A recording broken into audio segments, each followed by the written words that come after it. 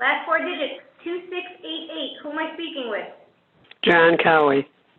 Thank you very much, Mr. Cowie. Tim, you got one? Oh, yeah, I got everybody Yep. that I expected. All right. So we are in good shape. Excellent. So just a reminder that pursuant to Governor Baker's March 12, 2020 order suspending certain provisions of the open meeting law and the Governor's March 15, 2020 order imposing strict limitations on the number of people that may gather in one place, this combined meeting of the Town of Adams Board of Selectmen and Finance Committee is being conducted via remote participation. No in-person attendance of members of the public will be permitted, but every effort has been made to ensure that the public has adequate access to the proceedings as provided for in the order. We've posted today's agenda, which included the call-in information for the meeting, and we will have a recording of this meeting, so please note that this meeting is being recorded, and we will provide that to anybody who is of interest. So despite any of our best efforts, if we're not able to provide for real-time access to the public, as I mentioned, a recording will be posted on the town's website. So tonight's combined meeting is treated as a workshop for both the Board of Selectmen and the Finance Committee, and no vote on the budget items presented this evening is expected. If a vote is needed for anything this evening outside of adjournment, it would be conducted as a roll call vote by the chair of the respected board or committee. Tonight we have before us the budget review for fiscal 21 for McCann School as well as the Hoosick Valley Regional School District. After each section of the budget is presented, we will open up for questions and comments to the Board of Selectmen first, followed by questions and comments by the Finance Committee.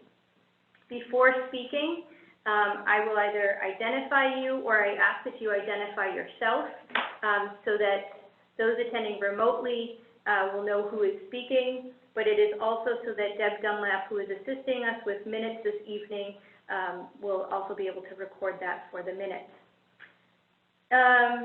After we go through the questions and comments by each the Board of Selectmen and the Finance Committee, I will unmute all of you for any final questions or comments, and we will go from there. I don't know if there's anything else, Tim? For me.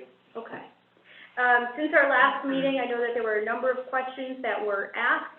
I believe that the two districts have complied with those questions and got the information to many of you as best as they could. And if there are further questions, again, we just ask that you submit your questions in writing to your respective chair, and we will work with the staff to get you those answers. Tomorrow we meet with Police Department, Community Development, Inspection Services, and Library. So if you have any questions in advance of tomorrow's meeting, make sure that you get those questions in writing. Some of you have asked about any conflicts of interest, which usually arise with the school districts. If you have family who work at any of the school districts, it would be in your best interest to abstain from the vote when it is time to vote. If you would like to declare any potential conflicts of interest with the town clerk's office, that is also available to you, and we will follow up with the appropriate form. Legal counsel is on the call this evening and could answer any questions about conflict of interest if it should come up. So I just wanted to make sure that you're all aware of that. Now that I said all that, you have The only thing, Christine, the only thing I would add is town council on the call as well. It's important to know it's not every familial relationship. Correct. It's defined by statute. So it's not my third cousin works in the school district. There's a certain reach that the statute intends to apply. So it's not everybody. And town council, I've unmuted you if there was anything you wanted to add to what Jay and I have indicated regarding conflict of interest. Well, what I gave you in my email to you was a generic description of what might be a conflict of interest. Each case is different, and if it involved a third cousin, it would be treated differently. So That's how it would be looked at. I'm just trying to be generically very careful about the conflict of interest law and how it applies to these boards and to relatives in general. So if you are questioning it on your end, please work with your chair, and we will get you in touch with legal counsel before a vote is taken. So with that, I think we will go ahead and get started with the presentation from, oh, I'm sorry, thank you. I do have to do a roll call attendance, and I'm just going to state for the record with Deb Dunlap that all members of the Board of Selectmen are present, but Jim, are you still here? Yes. John Duvall? Yes. Thank you. Joe Novak? Yes. Rick Blanchard? Yes. And Christine Hoyt is here. So that is all 5 members of the Board of Selectmen. We will go in order as they appear on the screen. So Carol, you're in the hot seat first. So Carol Christianetti, are you here? I am. Thank you. Jay Medmore? Here. Michelle Butler? Here. Charles Foster? Here. Craig Corrigan? Here. Rachel Tomkowitz? Here. Amy Kupiak? Here. Sarah Klein? Here. Brian Johnson? Here. And John Cowie? Here. Okay, thank you. And Tim Burdick? Oh. And Tim Burdick is here, sorry. I keep forgetting about Tim to my right. Yep, we have dogs. I also just wanted to acknowledge we have a few guests on the call as well.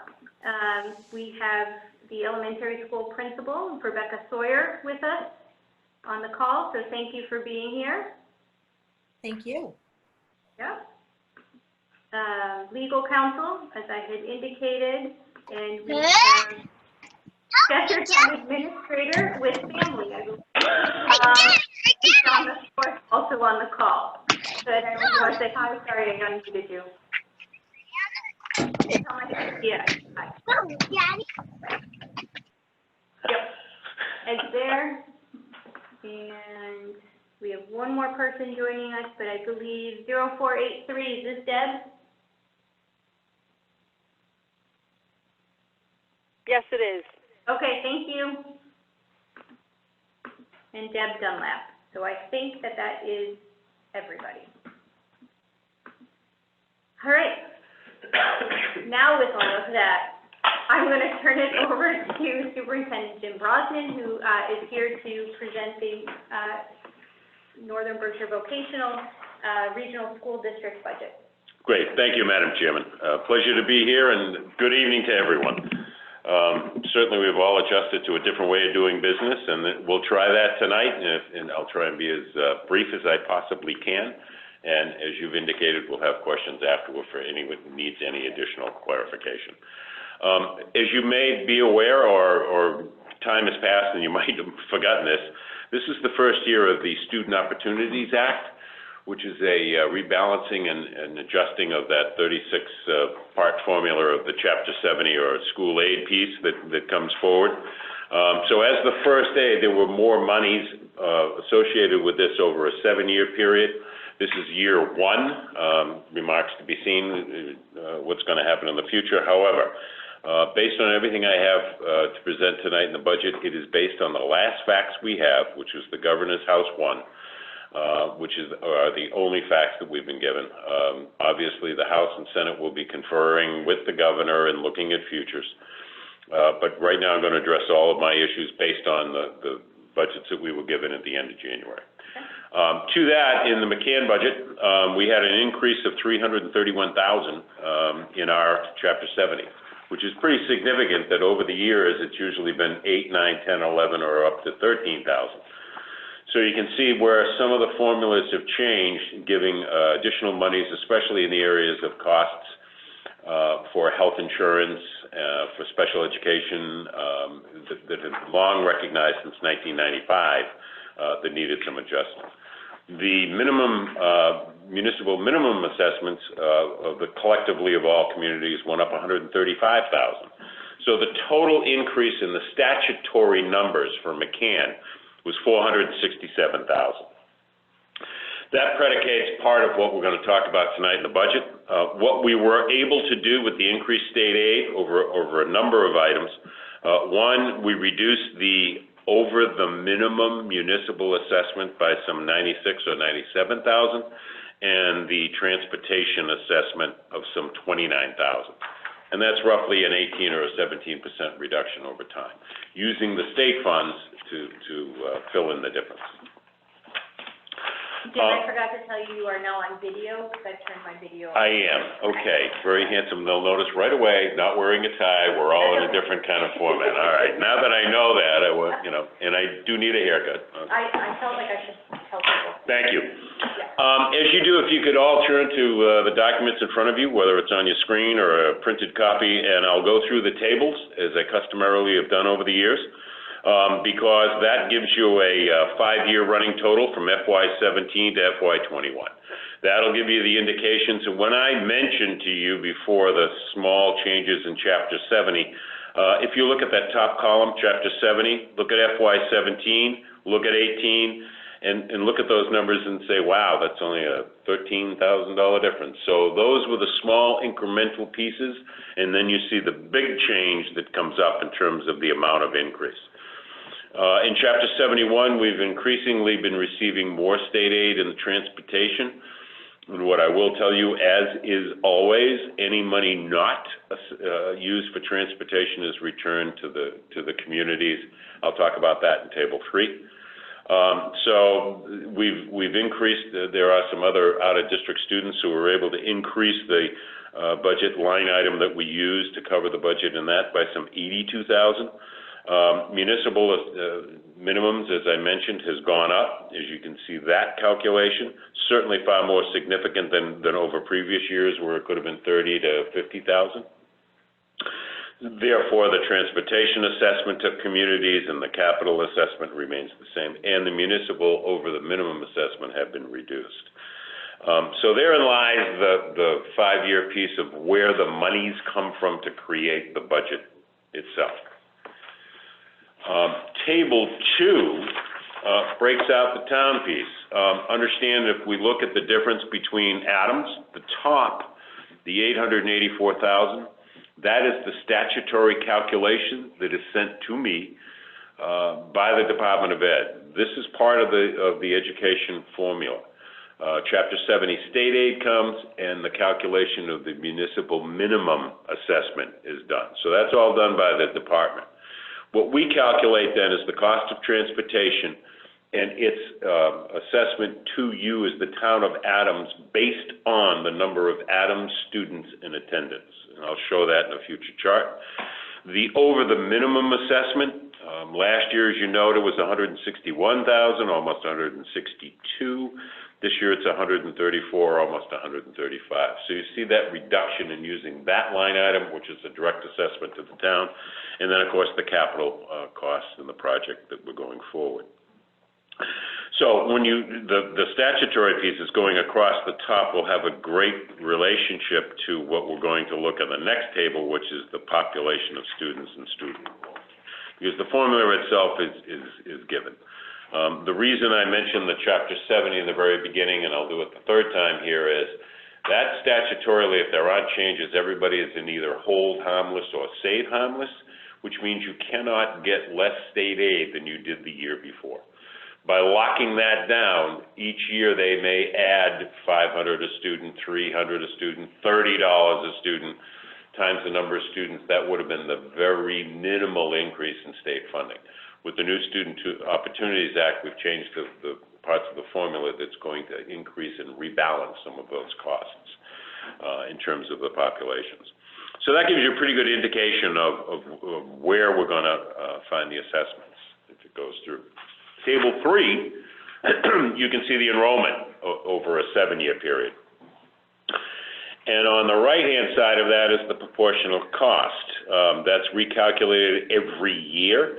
The 134 students from Adams, the 141 students, I'm sorry, from Adams, are 30.59%.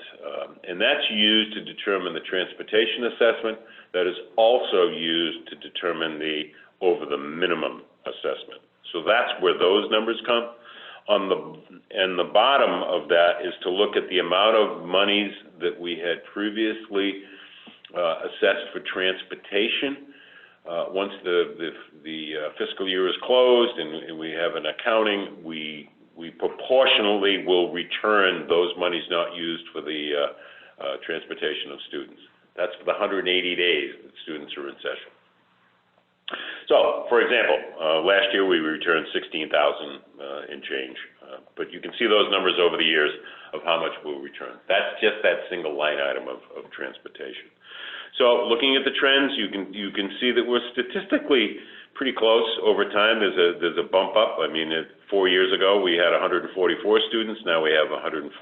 There were a couple of years where the enrollment went down, but over time they're pretty consistent. And of course, the last table, which is 4, is really the calculation of how we come up with the assessment of the capital costs, because by district agreement, that's done in a different formula.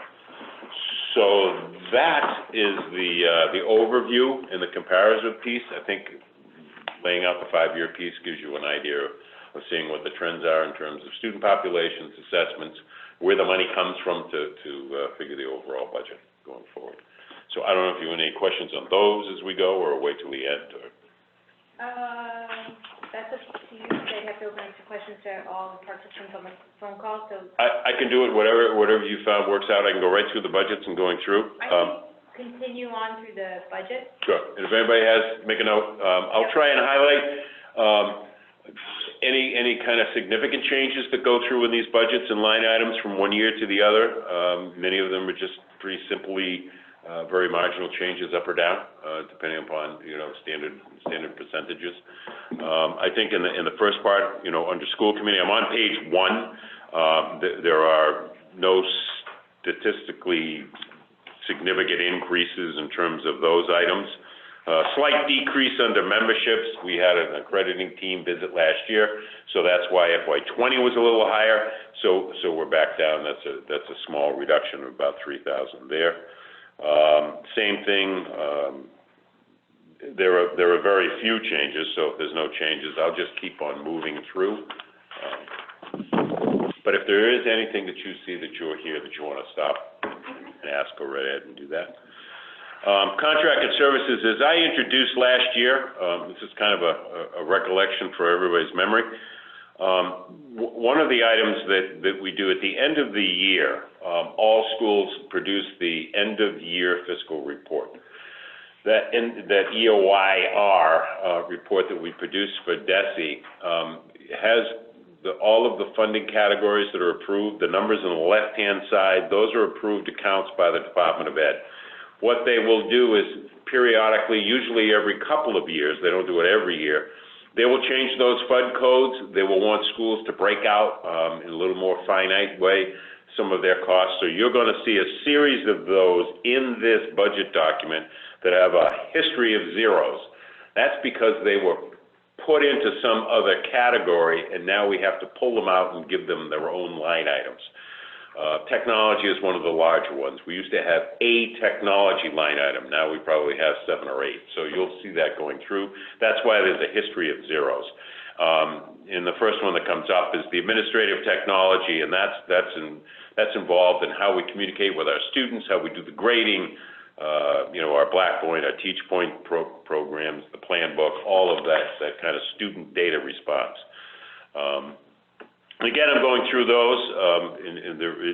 The part of the clerical salaries you see under the principal's office, drawing part of an increase in terms of school security position that I will refer to later in the budget. And that came about with some conversations last year about locking the front door at McCann. We have an excellent school security system. We have a great camera system. We have eyes on. But we've moved forward in that area so that we need staffing to make sure that that's adequately taken care of. So we're moving forward with that piece to finish it off. We've gotten some grants, public safety grants, to help pay for the equipment, but there is an additional staff person that's required, not solely for, but I would tell you that over the last decade, the increased reporting and requirements that DESE has, the Department of Ed has for us, is really putting the stress on every office area. People just can't get the data, can't submit the reports, haven't got the time. It's such a finite and time-consuming area that we just want to make sure that we can meet all of the missions that have to be done. So that's why there's a slight increase in that piece. We're going to share that cost of salaries as we go forward in another line item of between the administrative work and between the security work. So that's about the only significant pieces that I can see on that page that had any changes. The professional salaries, those are the teachers. There is the funding of two positions here, both of which are positions that we needed to have for class sizes in science and math that we had unfunded the last 2 years. We've been able to get through with that, but with the population of students we have, it's just unattainable. So there are two other positions in that need to be funded, and that's where we're going forward with this. You've seen over the years that we've been reducing to right size the organization.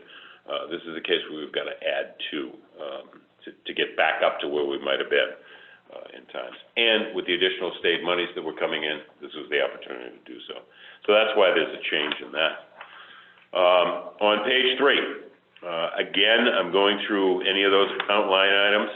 They're pretty statistically even, so I don't have any questions there or anything I'd like to point out. On page 4, similarly,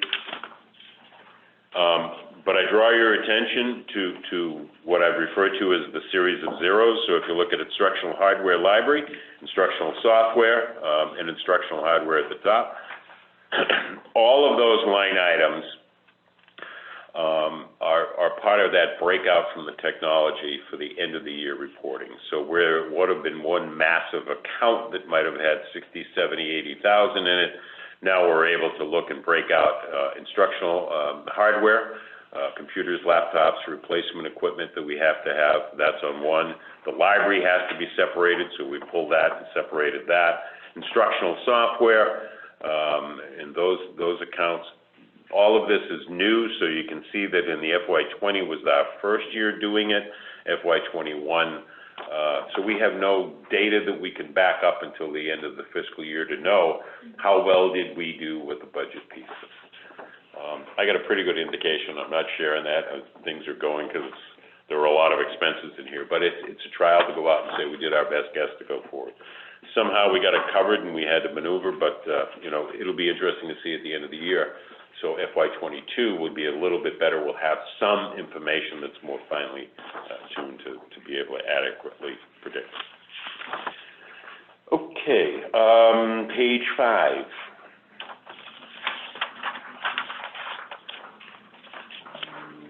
Nothing. Page 6. School security, I think I referred to that, middle of the page, and you can see where some of those items, and you see where part of, I've got salary and some of the materials and supplies. We've used a grant to buy most of the things, so we didn't have to really, but there is a maintenance warranty contract, those kinds of things that go up with it. So that's where I'm splitting that salary with the principal's line item, as opposed, so that's why there are zeros across the board, and we'll have that position up once we can get to a point where we can do our interviews and make the selection process and get ready for the new school year. Meeting is consistent. Page 7, also consistent. Page 8, draw your attention to the health and life of both employees and retirees. Once again, as we are all very familiar, we're all part of the Berkshire Health Group, and some great stewardship there financially allowed us again to have a 0% increase, and I think that's a terrific piece. You look back over the trends, we were going in the opposite direction 3 or 4 years ago. And now if we look, we're certainly on a better trajectory going forward fiscally. So that's been a great advantage for us the last 2 years to have a 0% increase in the health insurance. And the capital improvement, again, it's the removal of the asbestos floor tile, 1962 building. Things are tight. I need to get that floor tile up, out, and abated and replaced before it becomes a problem. And that's where we're on a 3 or 4 year plan for next year and then the year after, and we should be able to have taken any of that out and reset those. Last year we had a project year before we did to take incrementally sections of the building and take care of it. So that pretty much is the McCann budget for FY2021. Thank you very much. Appreciate that. Jay, did you have anything that you needed to add or? No. Okay, or comment on? So we will go ahead and start with the Board of Selectmen with any questions that you may have. John Duval, I'm going to start with you. Do you have any questions for Superintendent Brosnan? No questions. Okay. Thank you. Jim Bush, any questions? No questions. Okay. Thank you very much. Joe Novak, any questions? Yes, I have a few questions. Hi, Jim. Hey, how you doing, Joe? Pretty good, thank you. There'll probably be quick answers to these questions. Page 3, under paraprofessionals, why the fluctuation with 35, and then up to 75, and this year 78? What made the fluctuation go up in 20 and continue to 21? Right, I had a particular need with a particular student where we had to hire a single person to fill that need. Many of our paras are contained within our special education and our Title I grants, and in carrying these on. So I had, if we go back a few years, we had a similar issue. If you go back to FY17, Yep. 72. So I'm going forward. We were able to make a change in between, one less, then I had to add on another person. Okay, thank you. That answers that. Page 4, under instructional hardware, the contracted services, they zeroed out, and then 20 and 21, 29,000, 28,000. Is that the contracted services put the things in? Now you're taking them over with the materials and supplies? Well, what we have done, if you're looking at the line item is 2451 contracted services. Well, this is under instructional hardware on page 4. Yep, at the top. Well, it's the second offering under general supplies, instructional hardware. Okay, and it says if you're in the 40s and the 30,000 range, is that the one you're talking about in the past? Yeah, I saw where you had a lot of contracted services, and then they stopped, and now under materials and supplies. My question is, through the contracted services, did they put in what you needed, and now you're taking it over with the materials and supplies to run them? Well, that's part of it, Joe. The other pieces we've switched out. Those were large numbers at the time in terms of we had projects going through putting in LCD projectors, putting in a whole series of things in the building. So we've got those done, so you're right on that end. And the other two is terms of we're into the replacement piece now where the life cycle of computers and laptops has gone by, so that we're on a periodic, so that's why it's switched from contracted service to materials and supplies for replacements. Okay, and on the same page, Jim, under instructional software, contracted services. What are those services that are being rendered for last year and this year? Yeah, that biggest part of that, almost entirely, is our Edgenuity software that we use with students. And that's the credit recovery software. This is for students that go through, so that is the price for the 25 seats that we have of that. So that students that are going on, if a student broke their leg and they were out of school for 2 or 3 weeks and they had to come back, they can make up their courses. They can online from home. They can do it. It would be the equivalent of a summer school used, but it's the software itself with the company that provides a great educational tool across the board for 12 months that we can use with students. Okay, and I'm happy to see all of these type of things being put into your school, particularly now with COVID-19 and the future of education coming this fall. It seems that these things that you do now have in place may be helpful in the very near future. Oh, they certainly are. Thank you. And lastly, on page 7, and I've brought this up each time that I've talked to you about utility services, as far as your electricity bill, and I know you're going to hear this again from me, but I've said it before, a couple of things. Your windows really need to be replaced, and you have a fine reveal for solar, a solar array of some time to help cut your electricity costs. And that's just a comment, and I don't need a reply from you. And lastly, once again on the same page, my last question is your technology infrastructure. Once again, I see that the last 20 to 21, there's been quite a bit of money put into it, and I think that you're certainly going in the right direction by putting in infrastructure for technology. And I'd like to end by saying that you got a great product, and it shows by the number of kids that are leaving our school district, unfortunately, and going to McCann's. It's been our loss, but it's been your gain, and you have a great product. So, and I wish you well, and stay well, Jim. Thank you. That's all I have. Thank you very much, Joe, and we're all one town. We're here to benefit every student, whatever their choice and wherever they want to go. So okay, thank you, Jim. Thank you. Thank you, Joe. Rick, where did you go? Oh. Rick Blanchard, any questions or comments for Superintendent Brosnan? None other than my normal ones, which I won't even ask because I can never figure out the answer anyway with the formulas. But, so nothing. You didn't want to ask how we got to the numbers and what the actual formula is? Because Tim always has a really good response to it. Oh, he does. Well, you know, you look at the page and 30%, 30 point whatever percent of the budget is for Adams.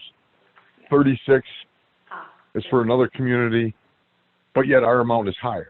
Whoa. So you're looking at page 3, it's table 3, right, of the comparison? Correct. All right, let me go with that piece. That 30.59%, that's only for transportation and only for over the minimum assessment. Oh, all right. That's only used for that. The rest is calculated by the Department of Ed. So the big part of that on table 2 is the $884,000 municipal minimum. That's got nothing to do with the 30.59%.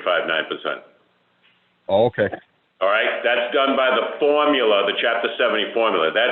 I get a spreadsheet that lists all 9 communities, and it lists municipal minimum, and it says Adams, puts that number down. And as we go through, if you look at table 2, every one of those towns, if I go to Cheshire, it says 443, Clarksburg, 306. I don't calculate that. That's just fed in by the Department of Ed. That's the Ed reform formula. It's got those 36. Remember, the answer is there's about a half a dozen people in the state that know how it really works. They've got about 36 factors they use in this calculation. So that just gets spit out to us automatically every year. All right. That's the answer I knew Jim would give. Yep. We're not done. Click. Not in this room. Rick, did you have any follow-up questions or comments? No, I didn't. Okay, then I'm gonna, move on to the Finance Committee. The Board of Selectmen will have another chance to ask any, follow-up questions after, Finance Committee. So, Tim, did you have any questions to start? I'll remember to come to you. Yeah, I just have one, and I'm just gonna ask you, Jim, And I'm gonna ask you to speak up because I'm sorry, yeah. the phone can't hear you. I just have to ask it, you kind of alluded to it, there's like a $338,000 increase in the professional services you're putting in, or reinstating, I think, to, employees. And what kind of services do they provide? Teachers. They're teachers? Teachers. Okay. Actually, there'll be 3 positions in there, in that part. The thing is, and don't take it the wrong way, I'm Right. glad, that you're able to do that. In a little while, we're gonna be looking at Adams Cheshire, who have to cut 23 positions in order to get their budget to 3%, yet we can, add in positions here. If the need's there, the need's there. It's just, The simple answer is, the state has said on a minimum basis with their monies, $467,000 worth of increase. And so it was ours to figure out where does it go. And the focus for us is being, part of that position that's in this budget, that is that additional clerical person, that is also the security person that is in there, as well as the teaching positions that are in there, as well as a few more hours. I mean, there's more metrics into that piece. But with the given, we wanted to do as much as we could, and in terms of some slight change in the paraprofession position, is to increase those that are direct services to students. So the state said, you will increase your budget by this much. Where do I increase that budget? So it's really a proportion. I hear your discussion, but it's not like, okay, we've increased statutorily what you should be spending, your net school spending's gone, this is how your operation should go, rather than cutting, and so that's where it is. So ours is, given that, this is where are our holes in terms of being able to provide services to students, so that's why. you answered. Yep. Okay. Anything else? I'm all set, thank you. Okay. Carol, I'm gonna go ahead and start with you. Do you have any questions or comments? No additional questions, but thanks for your time, Jim. Thank you. Yesterday, yep. Excellent, thank you, Carol. Jay Meswar. Yeah, I just have one quick question. Being my first year on the committee here, I'm glad to see that there's a refund for transportation. And I'm assuming with this year, with the situation being what it is, we're going to see an increase in that as well. And I just didn't know if there was any idea of the ballpark numbers as far as what that would look like. No ballparks, no speculations, but the answer is yes. All right. Thank you. Okay. Anything else, Jay? Nope, that's it. Okay, thank you. Michelle Butler. No questions, thank you. Okay, thank you. Charles Foster? Yes, just a couple. Certainly. What's the breakout with the health insurance percentage of what the teachers pay and what the, can you hear me? Yes, I can. Oh, you're talking about the individual piece between the district and the teachers. Oh boy, at the risk of forgetting, but I'm old, so I can get an alibi on this one. It's 75, 25, 74. Depends on the plan. But I really can't remember that piece. I can get it back to Christine and get it out, or Tim, and let you know exactly. I'd hate to speculate, but I think it's 75, 25. Okay, that's close enough for me. Yeah. And one more question. Now, about returning to school in the fall. What if you do not return to school? What is your plan on how to teach? We all have one. Yeah. We're all going to go through a different normal. I hate to speculate. We've been doing this since March 13th. And I'm a very optimistic person. We'll be opening school ready to go and moving forward. Because if we can't open under some normalcy, there's no business in opening. We're not opening with masks on and taking temperatures and all that. That's absolute nonsense. So I just think we'll be ready to go. And if not, we will have to continue the remote learning process we have here. We ramp it up, as all schools do, week to week. It gets better than it was the week before. There's a little more experience. There's a little more information that hits the market that people can use in materials. What I can tell you that's a little bit unique to McCann is that all of the vocational instructors across the Commonwealth banded together well, share all of their information. So carpentry teachers have a group that they share all of what they're doing, best practices, so that helps, because a lot of our stuff, education is hands-on, and it's how are you going to simulate that? So it's very difficult. But and the short answer of this is just, we're going to continue to do the very best we can, as we are now.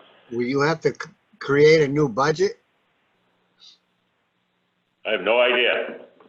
Do you hear anything from the state, the governor, or anyone? Nothing, and nothing. That's the answer. Until the governor comes out and the legislature says this is the fiscal, that's the fiscal. Right now, we operate under this piece in terms of the guidance of what we can and can't do, and then the fiscal guidance. And if some fiscal guidance comes out that reduces this, we go back to the drawing board, we make the changes, we move forward.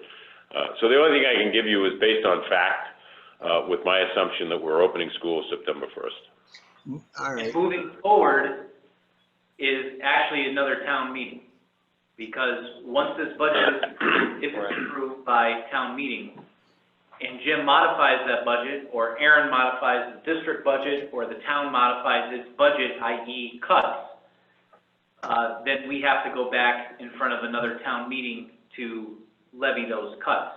If we don't do that, we still raise those funds on the tax rate, even though we're not spending. That money is still captured from the payers, i.e. the taxpayers, and then it's converted into free cash, which is something that that defeats the purpose. So the only way we can eliminate having to raise the money through appropriation is to go back to town meeting. So this is the first process to at least have a budget to work from. Then we go forward. Then we figure out what revenues we have to work with.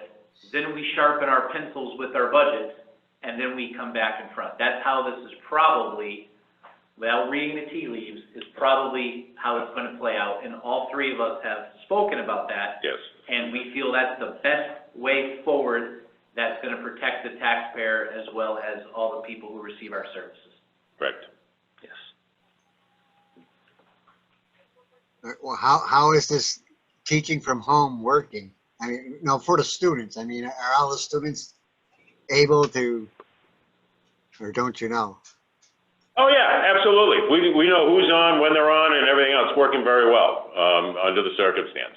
I mean, it is not being in person, but given all the feedback we have through the staff and the students and parents that I'm hearing, and the regular check-ins I have with them, things are going. People are excited about it, doing their best, and moving forward. Okay, that's all. That's it? Okay. Thank you, Carl. Thank you, Tim. Okay, you're welcome. Craig Corrigan. Yeah, I have a question on stipends. And I've asked you this numerous years, and normally I found somewhere around $64,000 in stipends. Not in my budget. I thought there was, with sports and everything. Oh, well, that's different. That's not a stipend. That's a coaching salary, those kinds of things. Okay, so the academic salary, where it says academic salary under athletics, that would be all your assistant coaches. Craig? Where is he? What page are you on so that we can all be Page on? six. Page 6. Page 6 of the budget. Yes. Okay? And you are looking at the athletics line, is that correct? I'm looking at a couple of things here. I'm looking at advisor stipends for $24,000. I know there's a another item for 11,000 for professional development stipends. That gets me up to 37. Yeah, okay, okay. And you got athletic salaries. Yeah. And is that all assistant coaches, or is there? Greg, let me back up and take the athletics first. That is every coaching athletic salary that's required, 64,000 and change. Head coach, Right. the assistant coach, and ticket takers, any of those kinds of things. That's all the athletic salaries. Okay. Well, for the most part, the people that work the scoreboard and all that kind of stuff are under a contract service piece. The advisor stipends are your yearbook, your class advisors, Skills USA advisors, those kinds of people. And those salaries add up to the numbers. That's a whole different activity, and they're funded through that line item. And the professional development, because you've got several pieces. The professional development piece are remember, every time by statute, by regulation, the Department of Ed, we have to have mentor teachers for all new teachers. That goes on for at least 3 years. So there's a mentor advisorship there for those. That's the professional development one that covers the teachers as they're going through. And that's where those line items come. So that will fluctuate depending upon the number of new teachers and the number of teachers on mentor programs. Okay, so for combine the student activity stipends and the athletic salaries and the stipend for professional development, I get about right around 100,000. Is that correct? Am I doing that correctly? I don't do it that way, but if your math is good, I'm okay with it. I can see these two on this page, sure. All right. That was my first question. That's good. Yep. My second question is, and I know that you always have a good answer for this, is I'm sure you have a list of building maintenance needs that aren't being addressed this year, but are going to need to be addressed down the road. You're absolutely right, and yes, I do. And I'll always continue to work on that list. And I think over time that we take the opportunity, and what I've been able to do is try and take off little bits at a time, projects that we can do and we can take care of, and to keep the facility going. So we're on top of that, and we've kind of kept a track of what we've done and what we want to do. And that list, it goes back to 1997. So yes, we do, and those lists are there. But I won't refer to that as roof replacement, glass replacement, that kind of thing. No. That's a major league. All the rest of them, we've been working on bathroom renovations, taking up the asbestos tile and redoing those areas, that kind of thing. But we got even the big stuff. We know what's needed in that building. We do. Okay. Yep. Thank you.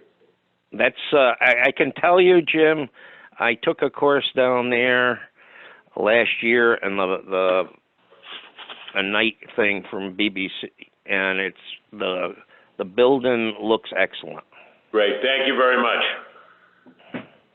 Okay, that's all I got. Okay, thank you, Craig. Rachel Tomkowitz. Yeah, I think this is just a quick question. So besides the transportation reimbursement, are there any other savings for this current budget that we would see due to COVID-19? No. No, so like there's no salaries? No, Okay. no. There's a process to go through that once we close the fiscal year, and that would go to the excess and deficiency fund. The answer to your question is yes, there will be less budget monies used. B, none of that will go back to the town of Adams because they can't do that. So we'll make that adjustment at the end of the year once we know what those real costs are. But recall that everybody's salary is going through, so there isn't a huge savings there. So. Okay, thank you. Yep. Thanks, Rachel. Amy Kupiak. I don't have any questions. Thank you. Okay, thank you. Sarah Klein?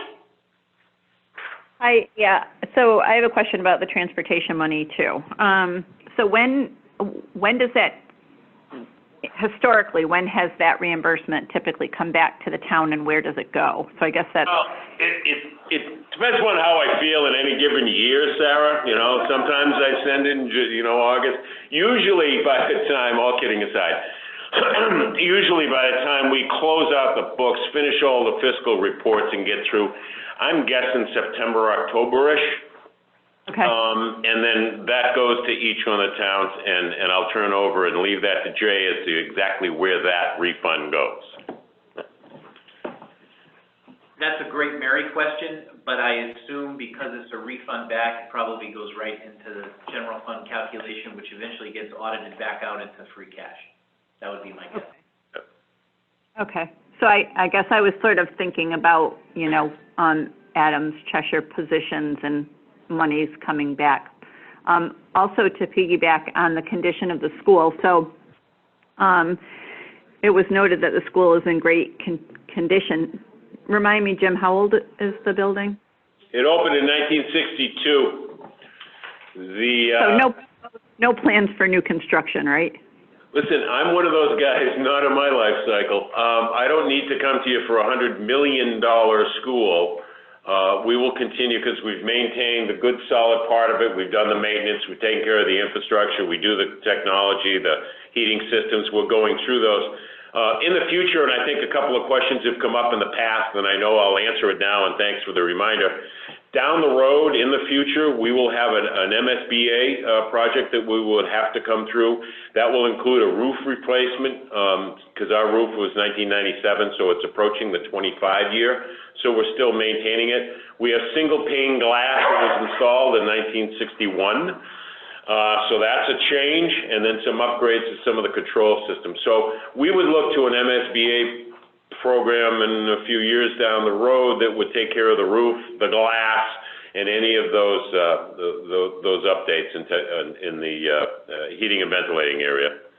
Well, Joe Novak will be very happy when you replace that glass. Yeah, no. I'll save pieces for her. All right, that's it. Thank you. Thanks. Thank you, Sarah. Brian Johnson. Brian, are you there? Yes, I'm here, and I got one question for Jim, if he doesn't mind. Looking at all the budget totals here, is there any way you can figure out the cost per student? Nope. Other than taking your budget total of FY20 approximate of $9,564,727 and dividing it by the total number of students, 461, which would come out to something like $20,747 per student for the year. Brian, back up a little. Rough calculation, but is there any way to do that?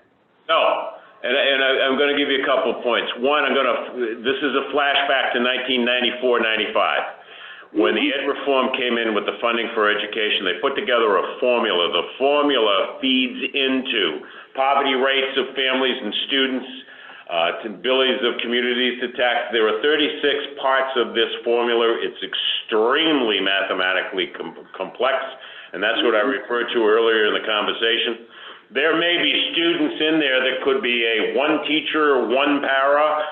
That is an extraordinarily expensive operation. So when you add in the staffing, it ends up being voodoo math if you take numbers of students into a total, because you've got a lot of statistical pieces. You've got that's right, exactly, benefits and salary, a whole lot of things. So it's not a good practice, but you can go to the DESE website.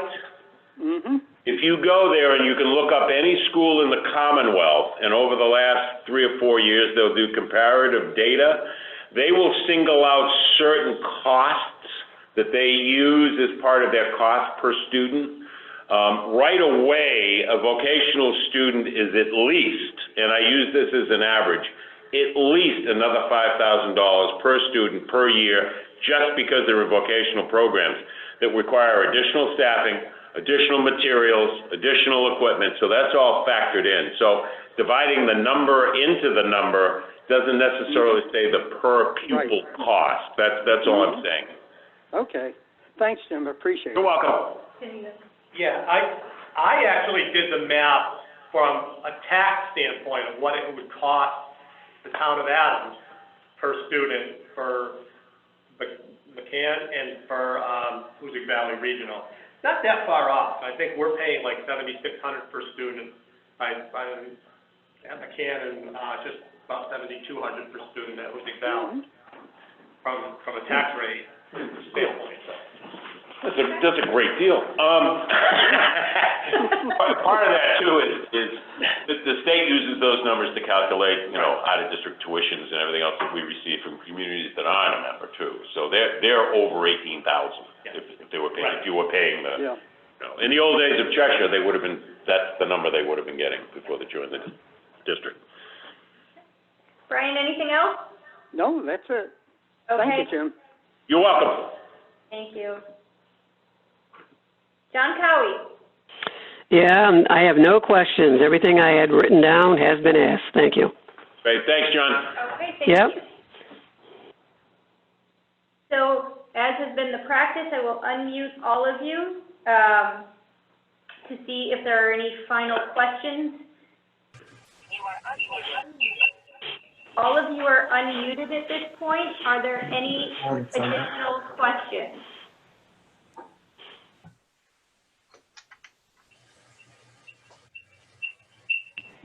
Hearing what sounds like literally cricket, I'm going to go ahead and mute all of you and thank Jim Brosnan for joining us this evening.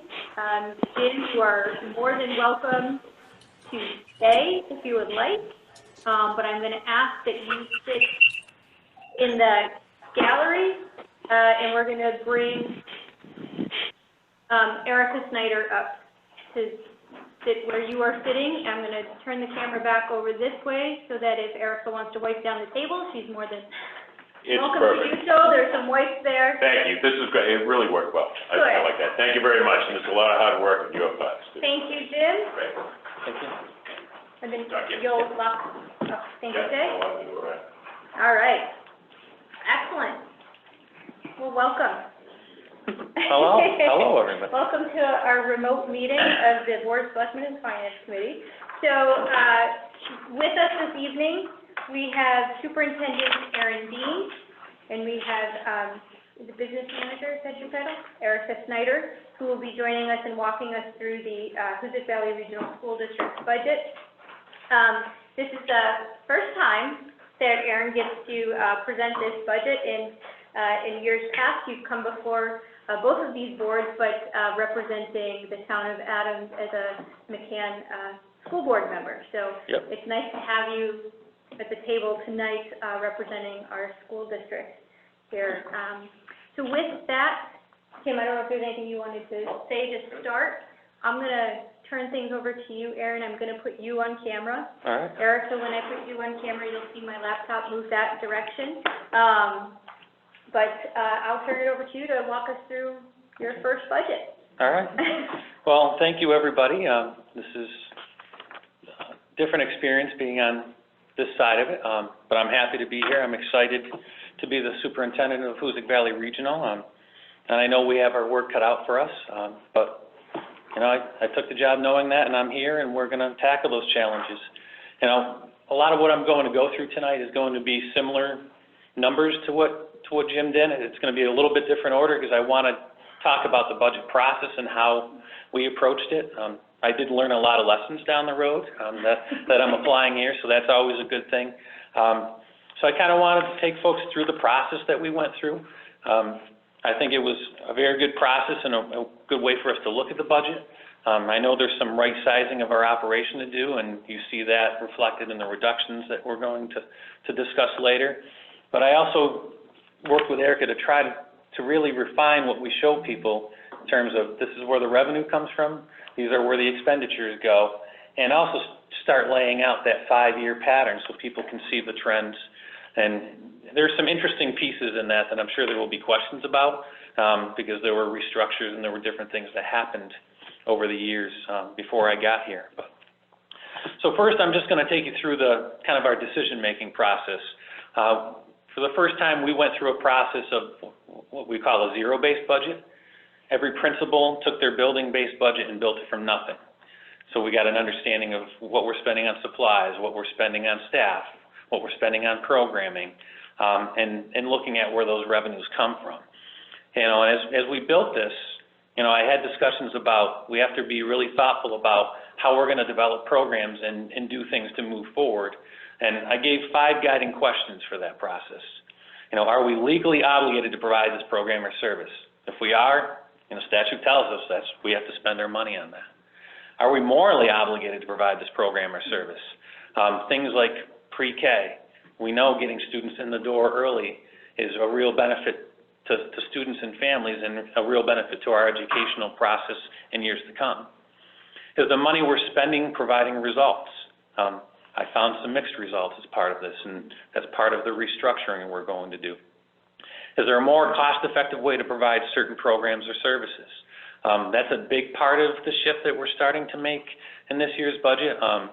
COVID-19 is really going to throw an interesting wrench into that whole piece, but you know, we'll figure it out. Once we sharpen our pencils, I think we'll be in a better place to figure that out. And what other resources can we utilize to provide or enhance programming? So what do we have for grants? You know, what are we spending using grants?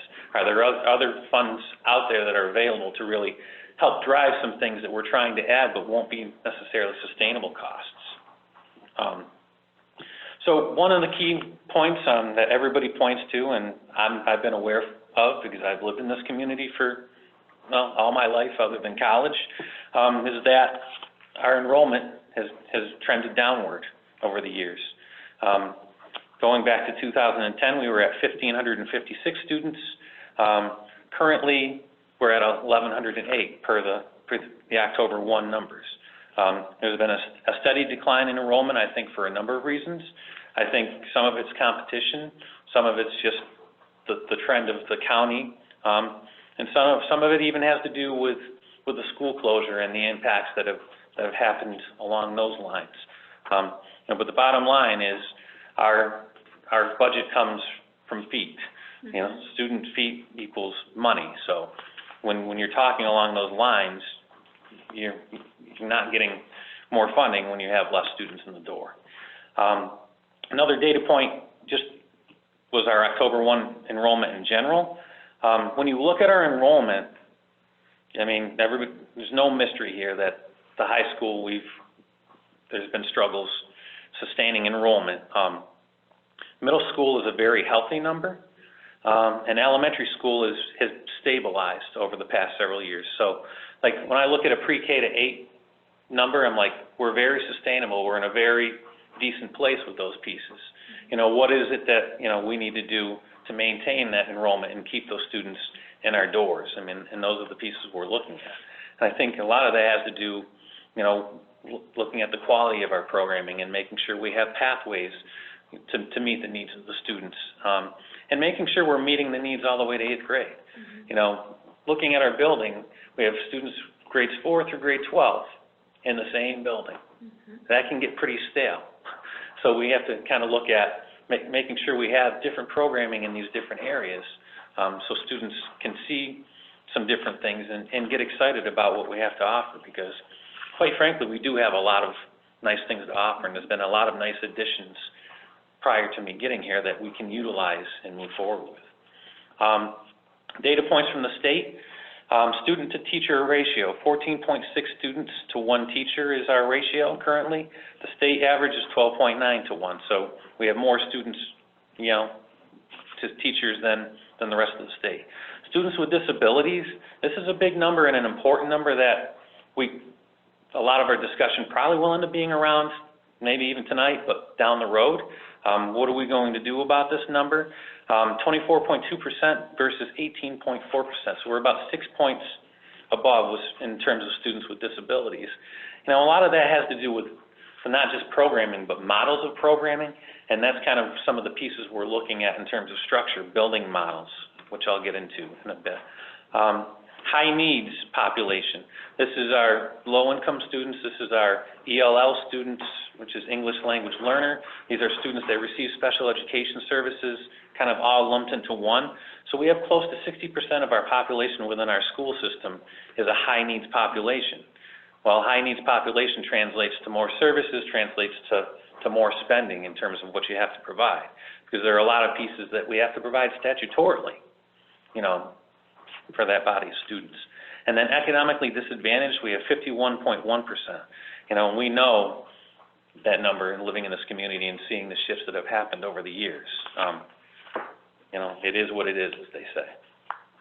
In terms of what the data tells us, you know, we have an enrollment that is decreasing, but our student population has a high level of need. So again, it translates to more spending in some cases. We've been responsive to needs with programming, but cannot sustain our current methods. There are currently 21 one-to-one paraprofessionals in the district and 71 paraprofessionals district-wide. So that's going to speak to programming and model and something that we have to look at. And you see reflected in some of the reductions that we make. And it's not that I don't value the important work that they do, because I do. It's just we have to look at efficiently providing this programming for our students. Some other pieces, we need to provide more early intervention for struggling students. That's the key right there. We're 6 percentage points higher than the state for students identified with disabilities. And some of that is because we're not providing that early intervention. We have data systems in place, but some of these things, these data systems, we're tracking students at a point where we find they're 2 or 3 grade levels behind. We're moving directly to specialized services, which cost more money, and we don't have that continuum built the way we need it in the middle. So we're going to be talking a lot over the years about the multi-tiered systems of support. We are well above the state with student-teacher ratios. There are larger enrollments in the elementary school and bubble classes in the middle school. So some of what we're looking at, too, is a practice moving forward of shifting our resources where our needs are, whether that's enrollment needs, whether that's service needs, really making sure we're shifting instead of just adding staff to these areas, which I think is going to be an important shift. Right now, we currently have no mechanism in place to renew curriculum or consistent funding. Anything that's happened in curriculum probably in the last 10 years has happened through some sort of grant, and we don't have a system to renew that, to renew our technology, which is something we are building into the budget and looking to address. You know, and the reality is, coming in, I know we're in the midst of a much-needed reset in order to be more sustainable moving forward. How are we going to get there? I have a plan, believe it or not. And it's really development of what we call multi-tiered systems of support, so we can increase our efficiencies and our effectiveness of programming. Right now, we don't have enough universal supports in place. We have to train staff. We have to look at our programming and develop those universal supports. We're going to develop student support centers. So those students that are identified with behavior or social emotional needs, they're going to get help and they're going to get coaching early, so they don't get to needing the IEPs that we're writing. Consistent training and use of the Wilson Reading Program for reading intervention. Right now, we have a lot of things for reading intervention, but no consistency, and that shows in our data. Consistent use of Symphony Math for intervention and tracking progress. So that's another intervention program that we have, but we're not using consistently enough, and we're really putting a focus on that. And increasing the use of our formative assessment data to make instructional decisions. So there are some instructional practices that we have to look at, and we have to look at implementing to make our systems better.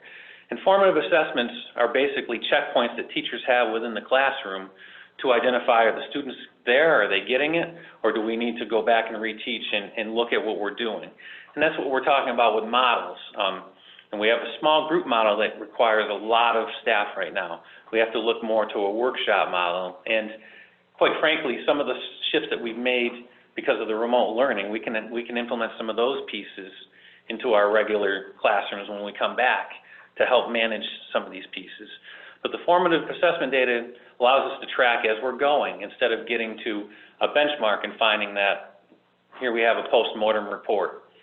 Yeah, the student's behind, but we should have jumped in 2 or 3 months ago. So a lot of work on the models. Inclusive Practice Academies at the elementary middle schools, implementing improved engagement and instructional strategies to meet multiple needs in the classroom. These are practices that we have teachers implementing in the classroom.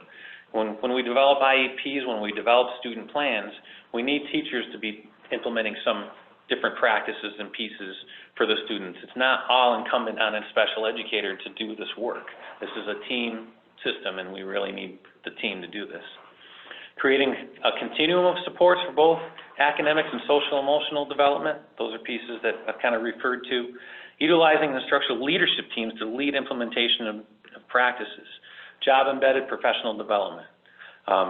We don't need experts to always come in to tell us what to do. There's a lot of things that we can do internally with our expertise.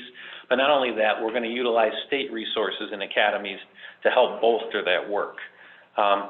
You know, and then the last piece is where I'm going in terms of the budget is taking steps to right-size the organization while being responsive to need. Finding that balance of building the efficiencies in the programs and making sure we're doing right by the kids, but also being responsive to the fact that we have a limited wallet from which we can take money from. So leading to that right-sizing piece is, you know, unfortunately, reductions. We have 18 paraprofessionals that are part of the reduction process that are spelled out here in terms of what we're doing. And we're not just cutting these paraprofessionals and saying, okay, good luck, everybody. We're looking at our tiered systems. We're looking at our staffing and reworking some of what they do around with those reductions. Teachers and administrators, we have a high school cornerstones teacher that we're going to reduce, and that really has to do with numbers and ratios. You know, we have programs that, you know, are not what I would say appropriately staffed. We have more staff than we should for these programs, and we really should look at consolidating and still doing the work the right way, but there's places we can consolidate. We're looking at the reduction of a physical education teacher as part of this, again, consolidating our programming and looking at what we're doing, and 2 special education coordinators also. And this is a situation where we're restructuring the special education department because it was a model that was not working, and we really needed to do something. And I just hired a new director of student services that has a vision, and we have a common vision, and we're building this. So I'm really excited about the work that we're going to do. And another piece of this is, you know, unfortunately, we have a custodian retirement, and anytime you're doing reductions, you have to look at all areas. I think there are ways that we can more efficiently and effectively utilize those staff. I know there's going to be questions about, will we maintain things? Yes, we will maintain things, and we will continue to do things the right way. I think this is an opportunity for us to relook at how we're using those staff. So with this budget, it was painful on a personal and professional level to come back to Adams and cut. That's certainly not something you want to do, but it's part of the job, and I understood that coming in, and I understood the challenges that we face. So, you know, it is what it is, as they say. You know, but I will say our clients are still going to have options. We have substantially separate programming to meet needs of kids in our buildings. A Bridges program that's designed to help with social emotional learning. A Cornerstones program, the same type of thing. Developmentally challenged kids, you know, we're going to work with in different ways. We have an integrated pre-K. We have impactful field trips, nature's classroom. We have celebrations of diversity and building programming at the middle and high school. I've seen a big shift in the middle school around PBIS and things they're doing. Leadership teams and team building opportunities. Electives responsive to our students' interests and pathways. You know, the timber framing program is something that's happening. We have a health sciences program that's happening. All of these things are starting to come together at the high school, and I think will get us in a direction we need to be. A tradition of excellence in our athletics. Experiences in the arts at all levels. You know, students that remain with us have the opportunity to get a liberal arts education at the high school level. I think that's an important thing and something that is really a feather in our cap. You know, we have some excellent arts programs and opportunities for kids. In terms of the bottom line of the budget, we're eliminating 23 positions, as Tim mentioned earlier. 22.2 in terms of the full-time equivalent. We have to make a shift in terms of how we're budgeting. The past couple of years, there have been some pretty significant amounts of money in the general fund at the end of the year, and a large portion of that money was carried forward to, to reduce the town's assessments. That practice, unfortunately, is not sustainable for us, so we have to make that shift by $346,000, which ends up being what the community increase is, leaving us with a essentially level funded budget. But I think in terms of being sustainable, we have to make that shift in our budgeting and make sure that we're spending the taxpayers' money the way it needs to be spent, and we're being responsible in terms of, how much money is left at the end of the day. So in terms of an increase, it's $624 over last year, for $20,100,111. In terms of what we have to mitigate with the increases, we have a number of students that are out of district placements. Now, these are situations where a student can move to our community that's already placed in an out of district setting, that has a high level of need, and we have to assume that bill.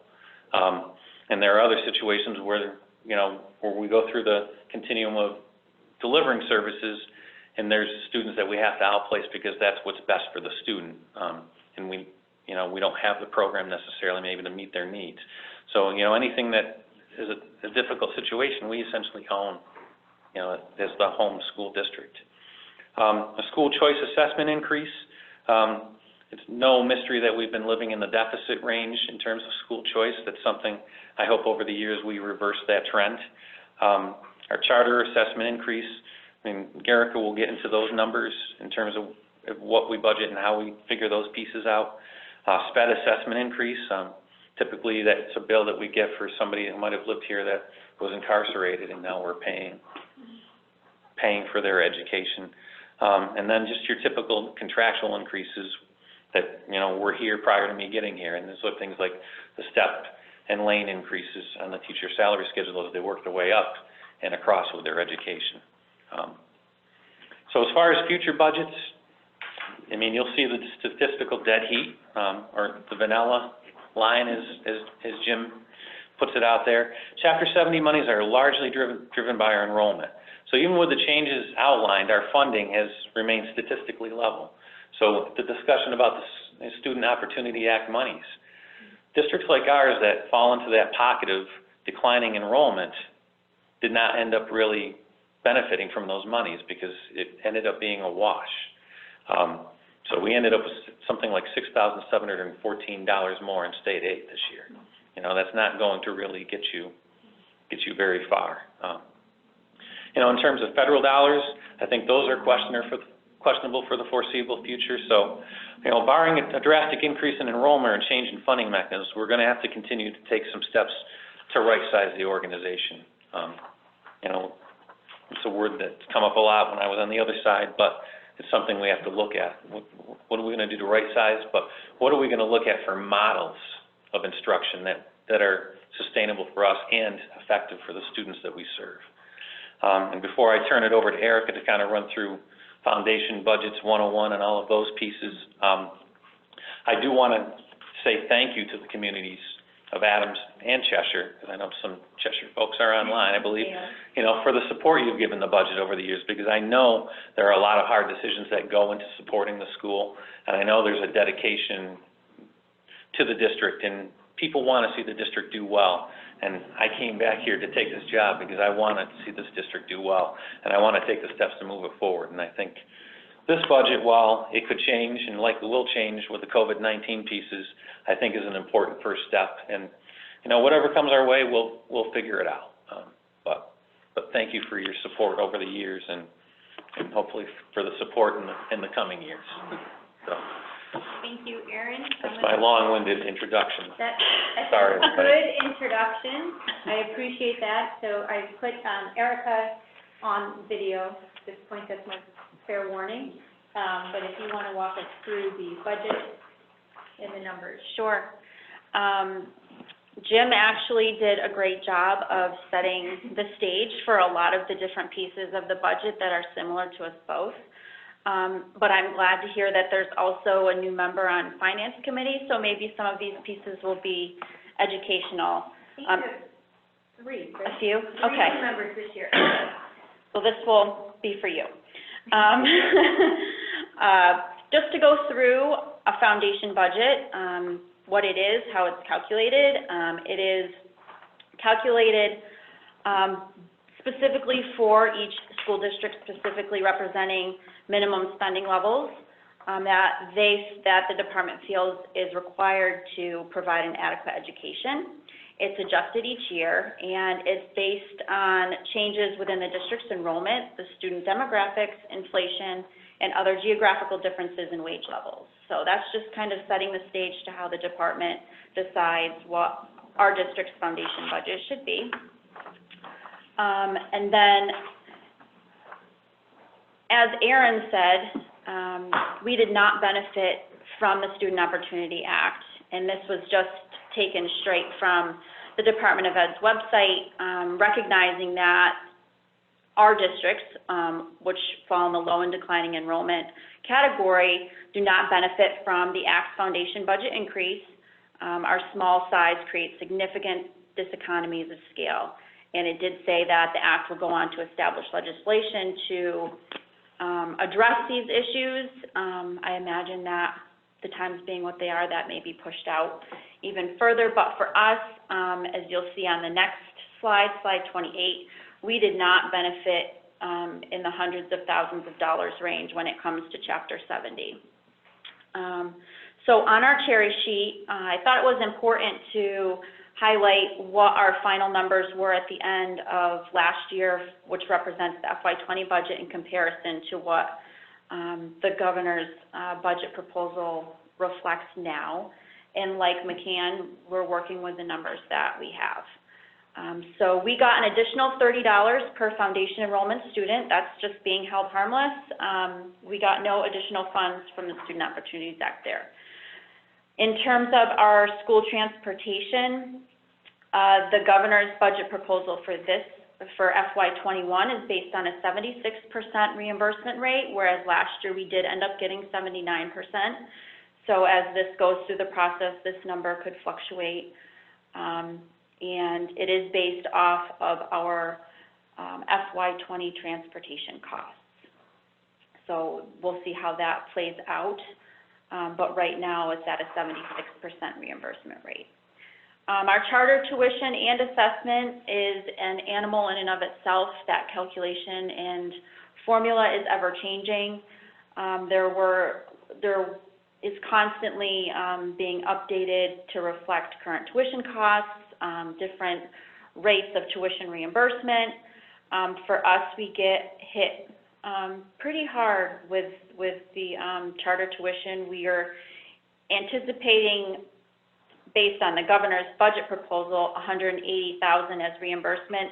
I tend to budget very conservatively with that because this number usually has trended downward as it goes through the different proposals at the state level.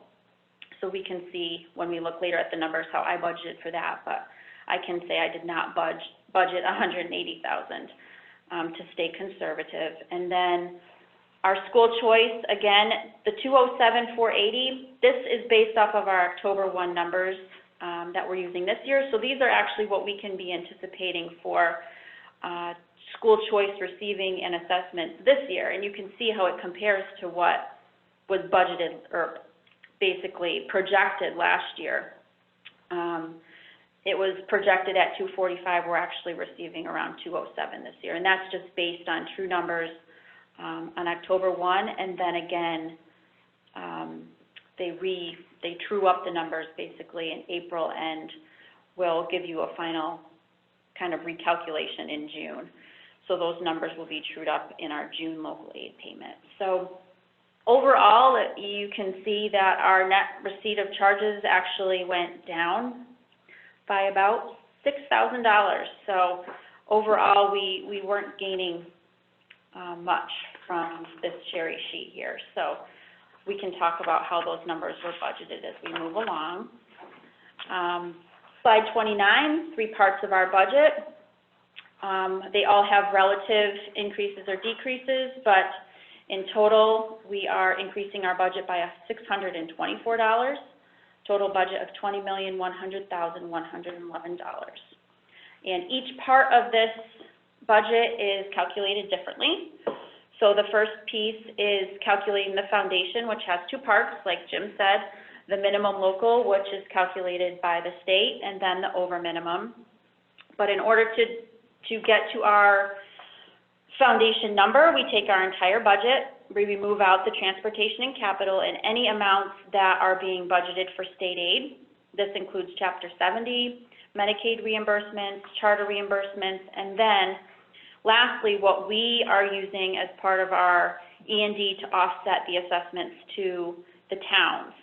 That will be a focal point of discussion just because last year our number ranged in the $664,000 range, and now it is down to $300,000 because, like Aaron said, and actually, you know, like we had said last year at this time, that we knew that we couldn't continue to do this. So the total amount for foundation being assessed to the towns is $7,299,519. And the first piece of that is the minimum local, which again is a target that the Department of Ed gives the towns. It is based on aggregate property values and aggregate personal income of each town, and it also changes. And this is the first part of the foundation assessment. Like Jim said, we have no control of that. So the next slide, slide 32, illustrates the minimum local contribution for our member towns. And I did want to note that they added to this slide to specify that this particular slide represents our district's numbers only. And if you were to see what other districts the towns were to belong to and what their total assessment was, that is on a different part of the department's website now. So the numbers you see here are the numbers that you'll see carried forward in slide 33. So the minimum local is determined by the Department of Ed for both towns combined is $5.9 million. And again, this is of the $7 million that we just described as being our foundation. 64.88% belongs to Adams. That is a 2.82% increase over last year. So each town went up, but relative to their own numbers at a different percent. And that leaves approximately $1.3 million to be assessed for the over minimum foundation, which is found on the next slide. And again, that is assessed to the towns based on enrollment per the regional agreement. And you can see, this is important as we move forward, you can see the shift in the percentages, the percent share between the two towns from FY20 to 21. Last year it was a 76-24 split, and now we're shifting. And this is due to enrollment. Adams is at 73%, and Cheshire's around 27%. So the shift in that over minimum foundation assessment is due to the enrollment shift that we saw this year. So the over minimum is an additional $984,145, which is an increase of 4% over last year for the town of Adams. Next slide just represents the combination of those two numbers, which again gets us to our $7.299 million. Adams has increased by 3.072%, or $144,000 for their foundation assessment for FY21. Next slide is how we calculate our transportation assessment, which, similar to the minimum low or the over minimum, is based on October 1 enrollment, which I've spelled out here. We had 736 Adams students and 270 Cheshire students on our October 1 report, which represents a 73-27 split. And what we do is we take our total budget for transportation, which really only includes our 2.5% increase from due for, in addition to costs that we've included in transportation for FY21 in regards to our routing software and our hosting for the routing software. So those are two, they're in one budget line, but they're an additional charge that we migrated out of technology and moved into transportation for FY21. And then what we do is we back out our anticipated reimbursement from the state in addition to the funds we have held in our revolving fund that had exceeded what we were contributing into transportation to reduce assessments last year, which removes $407,000 from that number, leaving $565,983 to be assessed to the towns. And based on the 73-27 split, that's $414,079 for the town of Adams. And that is a 1.755% increase over last year's transportation assessment. Slide 38 outlines our capital assessment components. These are our 4 bonds that make up the capital assessment, the 2 boiler bonds, as well as the 2 building project bonds. Again, there's a shift in ratios of Adams to Cheshire students, which makes these numbers shift from last year. FY20's numbers was more of an 80-20 split for the HVE boiler bond, so this year it's closer to 75-25, so you'll see Cheshire share a larger portion and Adams a lesser as it relates to the ratio of students. So Adams' final assessment for capital comes to $663,365, and as it relates to last year, it's actually a decrease of 2.776%. And again, that's due to not only the capital assessment in total going down, just because as we get closer to the end of our bonds, the payments are just very slowly decreasing. So that's slide 39 showing the total capital assessment and the change from year to year. This brings the total assessments for the town of Adams, both foundation, transportation, and capital, to $5,925,327. That is a 2.29% or $132,678 increase over 2020. And for purposes of levy limit, I just wanted to pull out the amount as it relates to the building project bonds. So that's illustrated on slide 41, and then once that's removed, gives you your assessment that is within the levy limit, which is the percent that really signifies what change will be made on your end.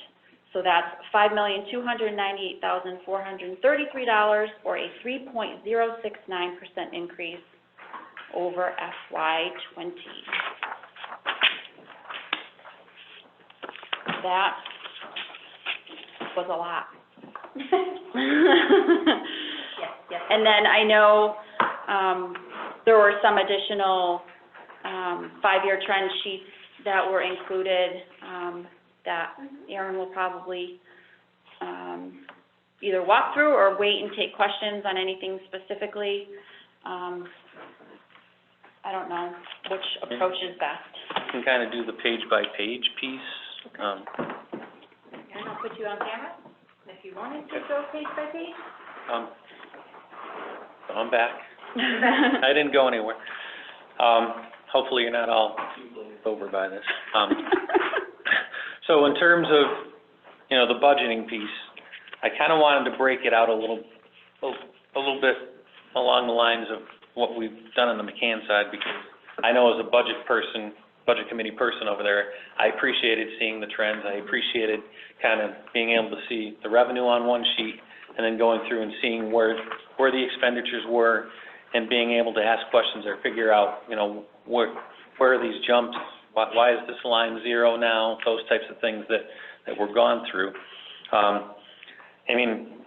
Quite honestly, the first page, to coin a term that I've heard a lot, is pretty vanilla. It goes up $624. You know, our Chapter 70 money, as I had mentioned, it's pretty statistically dead in terms of how it goes up over the years because of our enrollment pieces.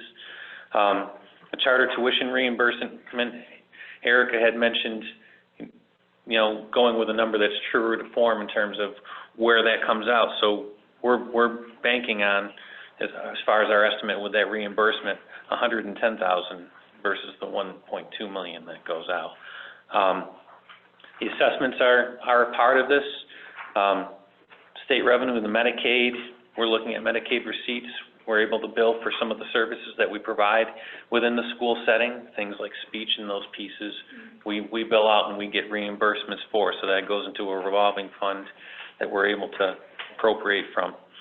E&D appropriations, as we had mentioned, from the 646 to 300,000. That's the big shift in the budget this year. It was unavoidable, you know, and you know we'll see where the numbers end up at the end of the day, you know, until we find out where we are in June. Obviously, there's some potential for savings, but as Jim had mentioned, we're also dealing with salaries and everything. We still have a large number of expenses. Transportation is transportation. I mean, the reimbursement is what it is. And a little differently than McCann, we don't send the check back. We hold the money and use that money to appropriate in a different manner. So the town does benefit from the money, and the overage just benefits in a different bookkeeping fashion. So I think that's important to point out. And then the capital's the capital, I guess, in terms of that. Next page starts our expenditures line. This could pose some questions, I'm sure, because there are some places where you see zeros and all of a sudden you see $551,457. Some of that is with the school closure and restructuring the district. There were some lines that, well, as you look a few years down, didn't get trued up until we got to this point in time. One in particular, the middle school support. You know, as we combine some of these pieces, you had 4th and 5th grade teachers that moved to the middle school, and they maintain the middle school support line, you know, along with interventionists and other staff. So that line was there, but over the years, because we're departmentalized, those folks got shifted to the correct departments. And kind of what happens, to give you a short version of this, is elementary school is typically, I'm one teacher, I teach everything except for PE and music and those pieces. When you get to middle school, you start getting people that specialize in areas, departmentalized, we call that. So you have a math teacher that teaches only math, so they can, as people know, Common Core math is not easy or fun. So they can specialize and learn that area. Same thing with English language arts. History is history, you know, science is science, but you specialize in those areas, so that's kind of where that shift was made. People were put basically to where they belong. And other pieces you'll see, like timber framing, that program came into existence, you know, in the 2020 budget. So now we're moving that program forward, and that's a portion of the salary. So that's where you see some of these shifts in these departments.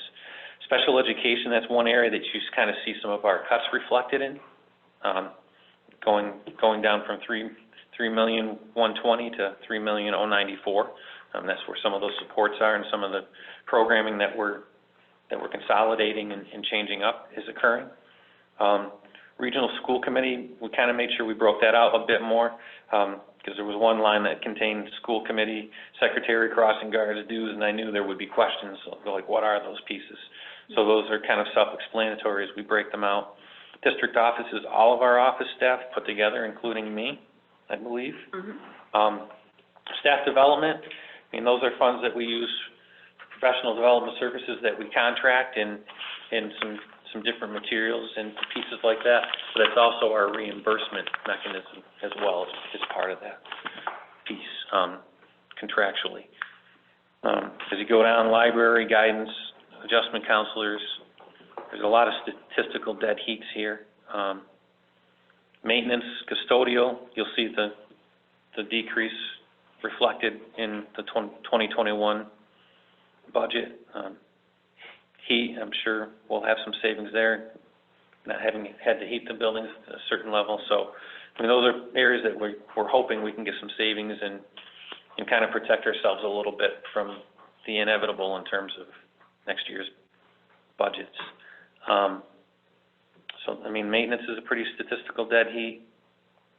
As you go down through general administration, our insurances, the school choice assessments, those pieces were reflected earlier. Fringe benefits, we made sure we broke those out so folks could see the lines. You know, thankfully, as Jim had mentioned earlier, we haven't had those large increases the past couple of years with Berkshire Health Group. I mean, honestly, that was a lifesaver this year. I don't know what we would do with an 18% increase, you know, along the lines of what we were seeing for years in those areas. So operationally, There was one thing that I just wanted to make a note of within the retiree insurance is that this is the third year of a 3-year shift where we were shifting our retiree percentages for MedX down to a 51-49 split. We did it in 8% increments over 3 years. And so FY21 is the third of 3 years. So we were realizing about $86,000 in savings as we shifted that because we have a lot of MedX subscribers. So just to note that this is something that's reflected in this budget is a shift, and it'll be the last year that we'll be receiving that. That's as low as we can go in terms of insurance splits for our retirees. So I just wanted to note that there's a decrease there, but it probably won't continue that way moving forward. and then we get to the last page in terms of the expenditures, transportation, again, the capital expenditures, and then all your lines put together. And then the very last page is really a breakdown of the assessment that Erica went through in the presentation.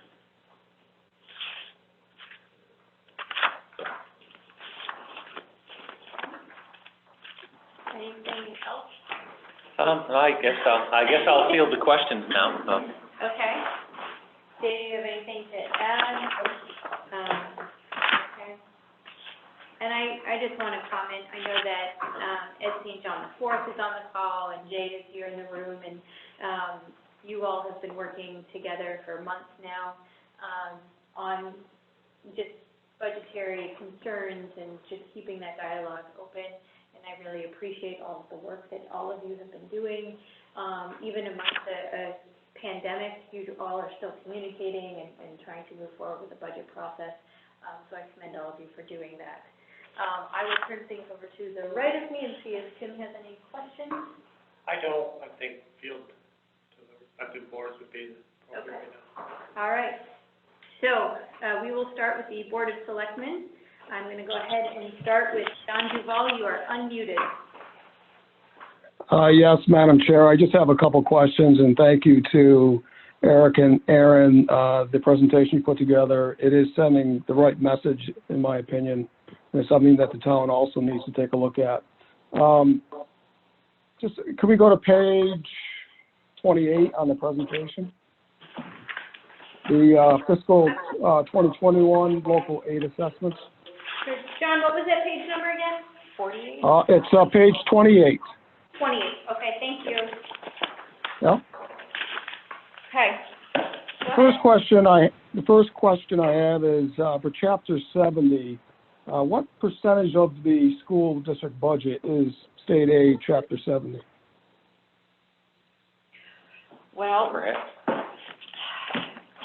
if I were to look back to last year, which is not much different than this year, it makes up about 50%. Okay.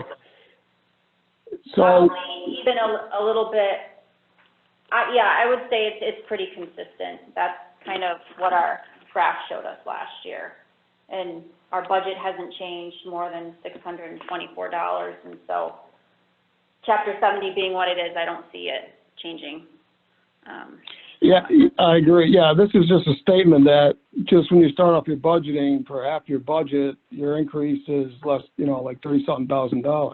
Yeah. And that's a tough way to begin. Yeah. And I'm glad that the state's going to relook at this for districts that have enrollment, as you have stated a few times, that is in a reduction. The second question that I have on the same page is the school choice area. The receiving tuition that students coming in is around $207K, and the school choice sending tuition is around $805K. What is the breakdown of the school choice sending students? I assume that includes McCann, right? No. Or does it? That does not include McCann. McCann has, when the students go over there, they become part of McCann's assessment, and they're not part of our numbers anymore. This is purely students that choice out. A lot of this happened, I think, around the time the school closing occurred. As I look back to 2015, we were actually in the positive in terms of school choice. We were collecting more money than we were dishing out. And you can see a distinct change of a few $100,000 when the school closing and the consolidation piece happened, to a point where we have 141 students choiced out off the top of my head. Yep. And 37 in. Yeah. So one of the struggles we do have is that deficit right now. And it's one of those pieces where it's out of our control. I came in the door, this is where it's at, and the big focus now needs to be getting them in the door and keeping them in the door once we get there. Get them here. Right, that's a good point. You just look at these numbers, you close a school and we have a $600,000 deficit since before the school in regards to school choice. So yep. Just makes you think when you go forward. And that's all I have. I want to again just thank both of you for the presentation. Thank you. All right, thank you, John. Jim Bush. Yeah, I just want to thank everybody for working hard on this budget and reducing it. And I think they did a great job on it. I do have one question for Jay, though. As far as the elevators, I see we're at one page we have over $5,000 in charges for elevators. Are these? Is there a contract with these elevators also, or no? No, that's the school district's contract alone. Yep. Although they have our former contractor, I would advise them to look. What is this? What is I was going to say. This is basically Elevator service. Oh, we don't have an elevator line. Yeah, I think Jim is referring to the maintenance breakouts. Yeah, all the spreadsheets that was. He's referring to $5,000.98 Yeah. for yeah. I follow now. a monthly maintenance agreement and some of the other expenses. Yeah. And that's our. There's almost $10,000 in charges for elevators here, and it might be worthwhile to look into what we have for a contract to cut these costs. If there's an option, that's certainly one piece that we've seen, and I have not necessarily been pleased about, quite honestly. Oh, we'll chat. We actually just got a notice that our rate's going up. Yeah, so it's kind of ironic that came up. Yes. That's all I have. That's all I have. Thank you. Joe Novak, you're unmuted. Hi, I'm just going to have to recuse myself from the conversation because I am a substitute at the elementary school, but I will make just a few comments. And having to do with a page, it isn't a page, it was a new spreadsheet that came in about athletic officials. My name is on there for $150 as an athletic official. I want to clarify that. If you look below, you'll see Ursula Novak. That is my sister-in-law. And she had called me 3 different times because she couldn't find anyone else to fill the slots. And because I'm on the school payroll, I was eligible. And what I did was one time I sold tickets at the Burt Street entrance for the Western Mass Hoosick Valley versus Lee football game. Another time I sold tickets for the girls' Western Mass quarterfinal of MIAA as they played Granby. And the third time I was there, I was there to watch, I guess you make sure that things are going well and that the students are staying in proper places. And that was against the Conic basketball game. So I just wanted to bring that out. And I want to say thank you, as the past two members of the board have said, to Aaron, Erica, and it's not an easy time for the school district, and that's for sure. But every trail starts with the first step. So we're, as you mentioned a few times, Eric, it's time to re-engage. It's time to take a look at the educational profile of the school, and there's a lot of work that needs to be done, and it's going to take a lot of hard work and just everybody working together as a team. And lastly, I want to say hi to Becky. I know she was on there on the line, and I want to say that I truly miss the vibrancy and the zeal which the youngsters provide. It's immeasurable.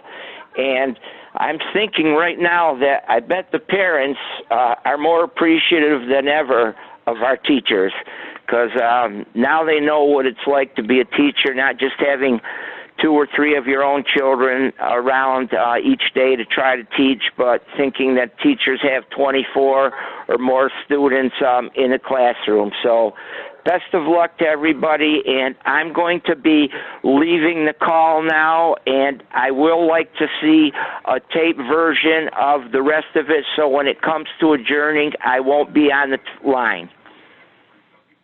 Okay. Okay. So noted, Joe. I appreciate the clarification and your statement of potential conflict and recusing yourself. So okay. We'll get you a copy. We'll get you a link to the video. Actually, this evening I can send it to you. Yeah, because I'd be interested to hear what others have to say. Okay, thank you very much. Bye now. And Deb, if you will make sure that you note that for the minutes that Joe did leave the meeting. So that brings me to Rick Blanchard. Yes, I have actually no questions at this time, but I would like to comment that I'd like to thank Aaron and Erica. I was very encouraged by Aaron's opening, and to see that the district is looking at the right sizing and not just going along with the status quo. Hopefully that will help things immeasurably to propel the school forward. Appreciate that. We're going to try. Thank you, Rick. Appreciate the comment. So Tim, I'm going to turn it to Finance Committee. Do you have any questions? I don't, thank you. Okay. Try and be good. All right, so Carol, we'll go ahead and start with you. So it's Carol Criscinetti. Thanks. I don't really have any questions, just comments. Again, Aaron, it was really refreshing to hear the process that you went through and the thoughtfulness and the analytics that you have. And most important to me, one of the things that you said, you should have a plan. So I'm really looking forward to seeing that plan. Okay. The metrics were great, Erica, as usual. Good job. And I really can't tell you how much I appreciate it. I was a little nervous when I got only the spreadsheet and not the PowerPoint. So I got everything that I needed to be able to answer some of the questions that I had. So thank you both very much for your work. Thank you. Thank you, Carol. Jay Medor. Yeah, I just have a quick question, or just a clarification, I guess. When it comes to the transportation budget, I'm assuming we're going to have an increase in the reimbursement or the excess from this past year due to COVID. I was just wondering, so rather than how McCann gives it back to the town, We're going to reappropriate it, is my understanding, in the budget. Yeah, the $407,000 that you saw was appropriated from that. Yes. So the 407,000, part of that is what we anticipate getting as a reimbursement. And then also, if in a year we get more than we had anticipated to use to offset assessments, that piles, I don't want to say piles up because there's not a ton of it, but it continues to pool in the revolving fund, and we continue to supplement the state's reimbursements with additional funds that we have available.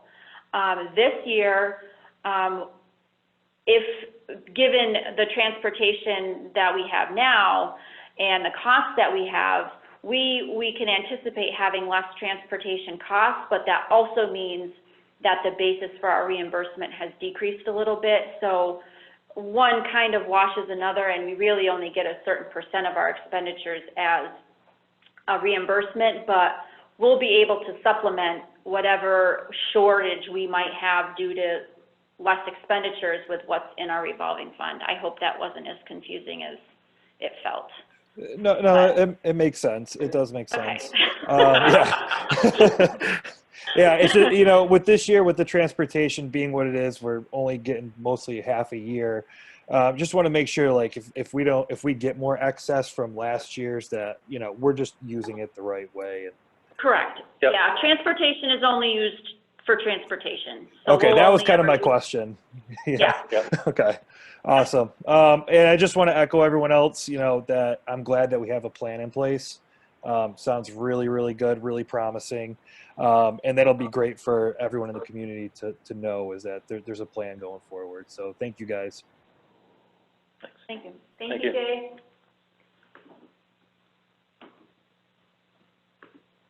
Michelle Butler. No questions, just thank you both for a really thorough presentation. That was great. Okay. Thank you, Michelle. Charles Foster. Yes, just one question. Certainly. Without any spring sports, were the coaches still paid their stipends for 2020? No. No, that's reflected in the spreadsheet, actually, that Erica shared with you. What happens to that money? Well, what happens is we budget a certain amount for athletics, and then anything that exceeds what we have budgeted would normally be paid for by revolving funds, which are funded by gate receipts and activities fees, building usage. And this year we won't have to do that. Our budget will accommodate the expenditures that we have, and then like any other line that isn't expended in full, the balance will fall to our E&D. It will go where? To what the town calls free cash. It'll just go into our fund balance at the end of the year. Okay, that's all. And E&D? Excess and deficiency. Sorry. We have 4 new members of the finance. Sorry, committee, yeah. so- Karen and I are just happy we know what it stands for. I understand. Okay. Thank you. Mr. Foster, is there anything else that you have? Well, what do you do with the money in your fund balance?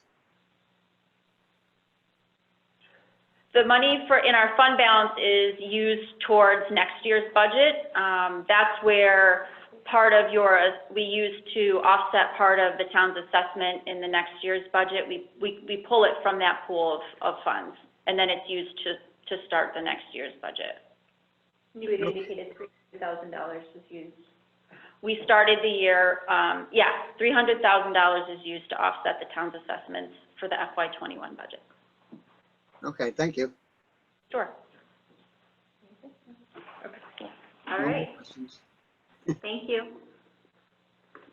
Craig Corrigan. Yes, I have a couple of questions. I asked for the figures on building maintenance by school, and I got Huzik, they've spent $69,314. Plunkett, $31,490. And Huzik, middle is $33,000. It comes up to about $131,000 roughly. You budgeted $169,000, which leaves us about $40,000 bucks. I just want to clarify in that spreadsheet too. The numbers that I gave you were strictly the repairs and maintenance costs, but lumped within the maintenance of buildings budget line is also building security systems as well as supplies for repairing and maintaining the building. So the budget of $169,406 represents more than just repairs and maintenance, but because that's what we had discussed last year, I kind of followed suit and did that this year. Okay, that brings up my second question. Sure. You sent me 3 spreadsheets, and 2 of them I couldn't open. They wouldn't open. One of them open. It's a spreadsheet for everything, for maintenance for I think it's the high school. Everything that includes all that stuff that you're talking about, and it came out to $58,000 and some dollars.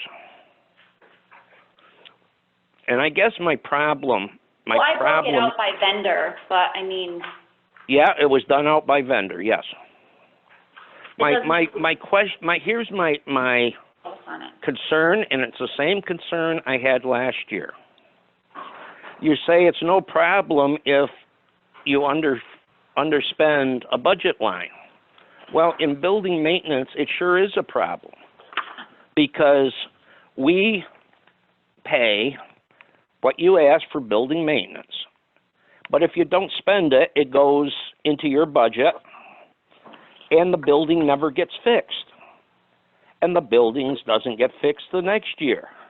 And pretty soon you're asking for $500,000 project from the town that we should have probably paid a lot of it up front. Well, that money that is not spent on building maintenance either should, number one, go back to the towns, or it should go to a revolving fund like you say you have and use the next year. You go by Memorial School or Plunkett School. The windows haven't been painted since the thing was rehabbed. Now, I don't know if, I doubt very much that $30,000 is going to paint all those windows. But $30,000 is going to paint some of those windows. And maybe next year you got another 20. It would paint some of those windows. And my concern is, if you go back to I believe it's 7 years, we looked at it last year. You had $250,000 in building maintenance, and you only spent $140. Mr. Corrigan, I'm going to stop you there, and I'm going to allow Erica to respond. I'm pretty sure we did have this exact same conversation last year, and I do believe I made the same clarification that the costs I gave you were not inclusive of supplies and were not inclusive of building security systems, which make up approximately 21,000 of that 169. And so I can guarantee you, and I'd be happy to provide you with our numbers at the end of the year that show that we not only expended the 169, but we exceeded it. And we did that last year, and we are anticipating to do it this year as well. So I'd be happy to give you all of those numbers, but please know. I would like that. I would like that. And I'll let it go. You can get me those numbers, but sure. I'm going to make just this. This is just my opinion. This budget, the Schedule G, or Appendix G, is great. It tells you what, everything was budgeted. There's nothing in that tells me what was spent on a given year. And I guess what bothers me is this is a $5 million budget, and I have less information about the Adams Cheshire school system than I do the animal control officer. I know what she spent, what's budgeted, and I know what she spent for the past 3 years. This, I just look at what's budgeted. It doesn't tell me, you can't ask questions. You know, if it was shown that you spent, now we're in May, and you had spent $160,000 out of that $169,000 budget, I wouldn't be questioning this. But I've been on this committee for quite a while, and I'll be honest with you, there's been mistakes in the school budget that have been caught, and I can think of about 4 of them that were major mistakes. And I got very little information to even ask questions on. So I'll let it go at that. Okay, and Mr. Corrigan, I would encourage you to attend school committee meetings where a lot of this information is shared throughout the year. In all due respect, I shouldn't have to. It should be in your budget. Well, it's part of the public process, with all due respect. And, you know, that's where I get a lot of my information is by attending school committee meetings and asking questions throughout the year. And as a finance committee member, I would encourage you to work through your chair to do that if unable to attend the committee meetings. But I appreciate the comments. I'm going to go ahead and move on to another member, if that's okay. That's fine with me. Thank you. Rachel Tomkowitz. Yes, hi. I was going to say no questions, but then I'm thinking kind of what Craig is saying. I think what he's trying to get to is, like, if we can actually see the actual spend, and I know he's muted right now, so he can't, like, respond to that. And maybe can you unmute him? Because I think that's a fair question. Okay. And I don't know if you could mute me and unmute him. Yeah. You're both unmuted. Yes, that is exactly what I was asking. So, I mean, my question would be, what is the McCann budget giving you that we didn't give you tonight, though? We probably need that from the McCann budget also. Okay. But it came up here, so I'm just... Okay. Well, it came up here because I had the opportunity to get it up here. Okay. You know, and I will go back to the maintenance piece. Similar to what Jim's practice is, we have the practice of a maintenance sheet and a list that we're ticking off as well. One of those pieces I've kind of learned over the years, but also Mike Mucci got that process going and really got some nice direction around our maintenance and our buildings and things that we're looking at. So, you know, I do feel like we're setting ourselves up pretty well in terms of maintenance as we move down the road, and that's something I definitely, you know, take to heart because, you know, I've lived here all my life. I look at the elementary school, and it's, you know, it's a beautiful school, and I want to make sure that we do right by it, you know, and the high school. I just hate to see these buildings be neglected like the middle school memorial was. Yeah, and I'm going to tell you, not on my watch. We're looking at this, and these are things that we're taking seriously. I feel like Adams has worked very closely with us with the elementary school. The middle and high school, we did a number of pieces around heating maintenance this year. The roofs are still under warranty. We had a number of pieces taken care of with the roofs, and finally got some things squared away with those pieces. You know, so we are looking at the facilities and making sure that we keep up with things. The HVAC system had some maintenance done around the belts and all of those pieces. The filters are done regularly. So, you know, this is certainly something we're looking at and taking care of, and something that I, you know, take pride in moving forward. But I think it would take away 90% of the friction that's been between the schools and the town. If we knew how much they spent on a given line item, then we know how much you need the following year. I think it would be like all the other budgets that we look at in town.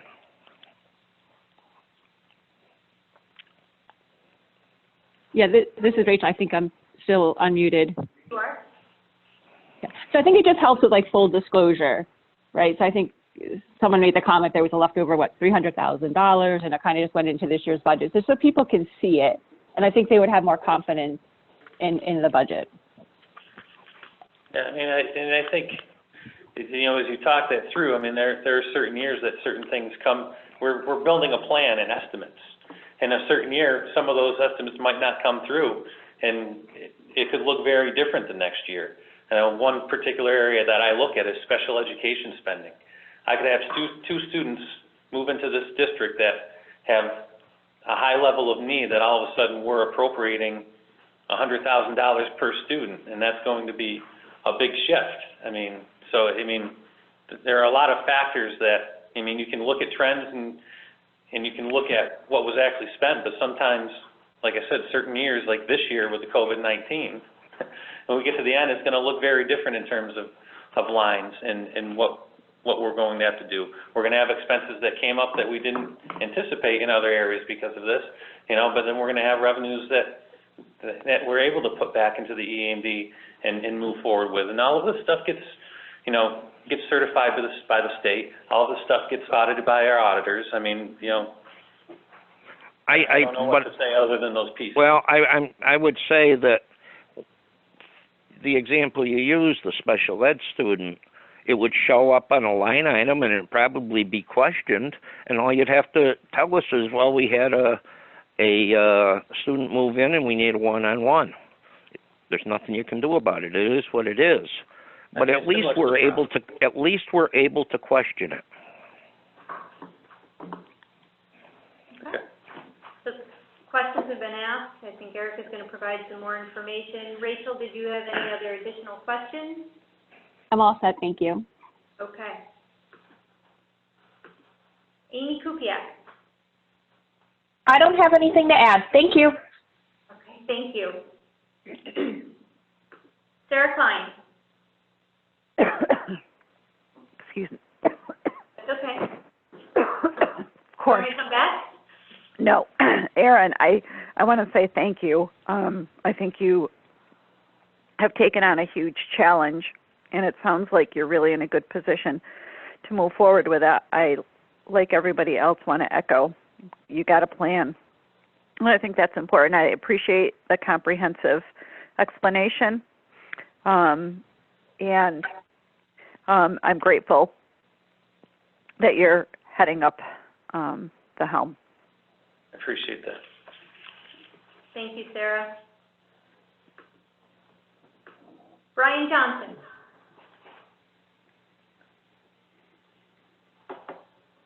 Mr. Johnson, are you there? Yes, I'm here. Okay. I'd like to ask two questions.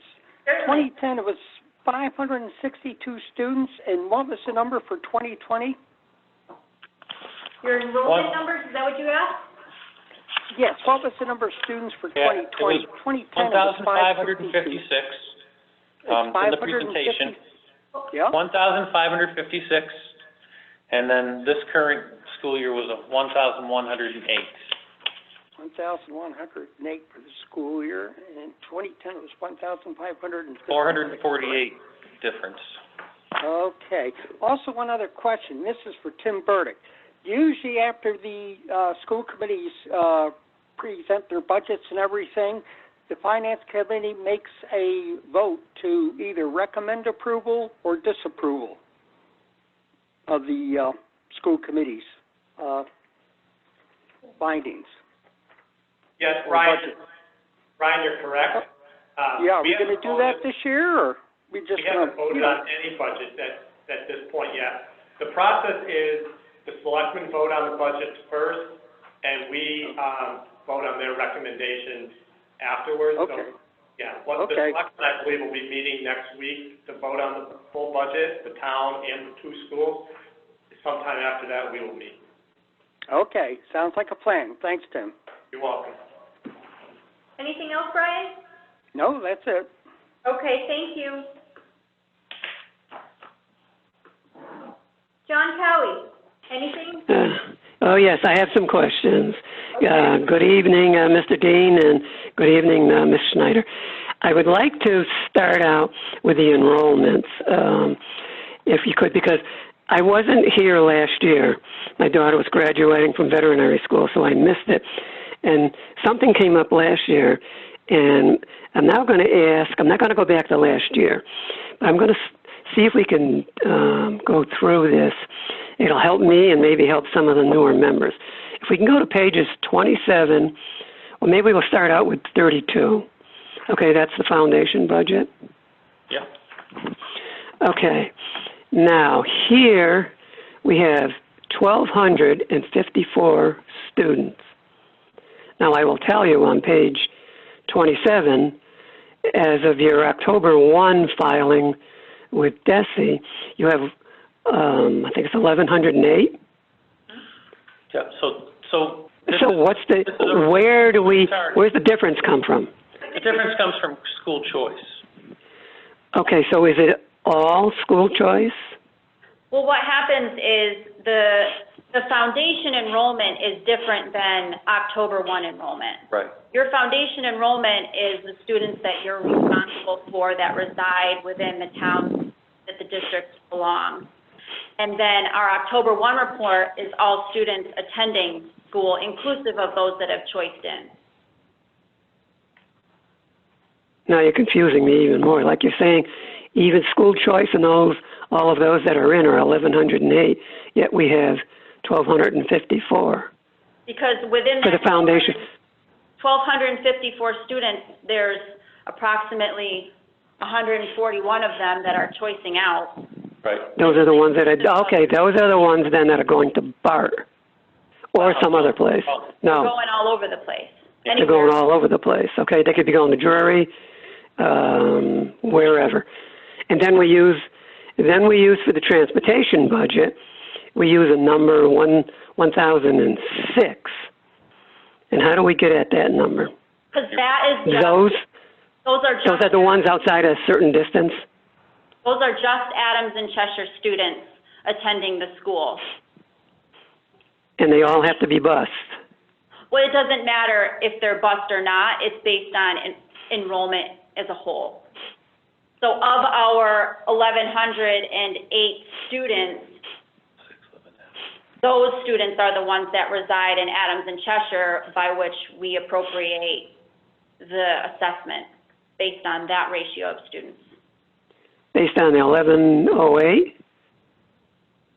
The 1106 number you have. 1106. Because two live outside the community. Okay, where was, just trying to find the transportation budget, because I thought the number for the transportation was 1,006.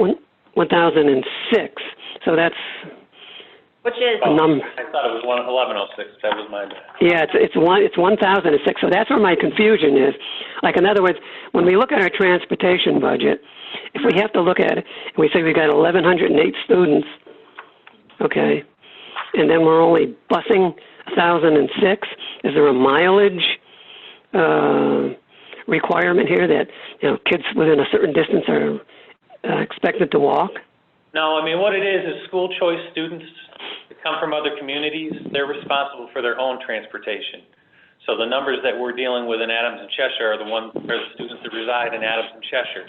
We also have students that come down from Savoy for some of our specialized programming, students that come from Savoy as a choice student for our middle and high school.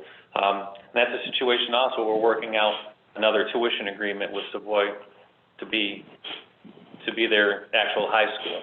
So. Okay. All right. I think I've got it. I hope I do. All right. Mr. Dino, I got some questions for you. Now, I know the school contract is up this year, I think in August. Have you negotiated a new contract yet? We're in the process. COVID-19 threw a little bit of a wrench into our process. We are open with all of the groups.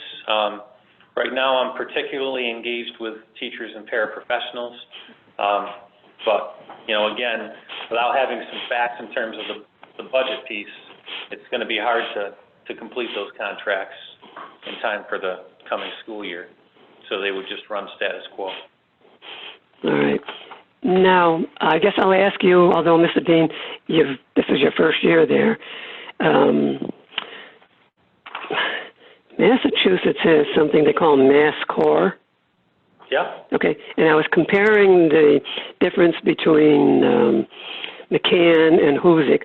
And McCann has, I think, like about a 98% that complete that, and Hoosick was at like about 80%.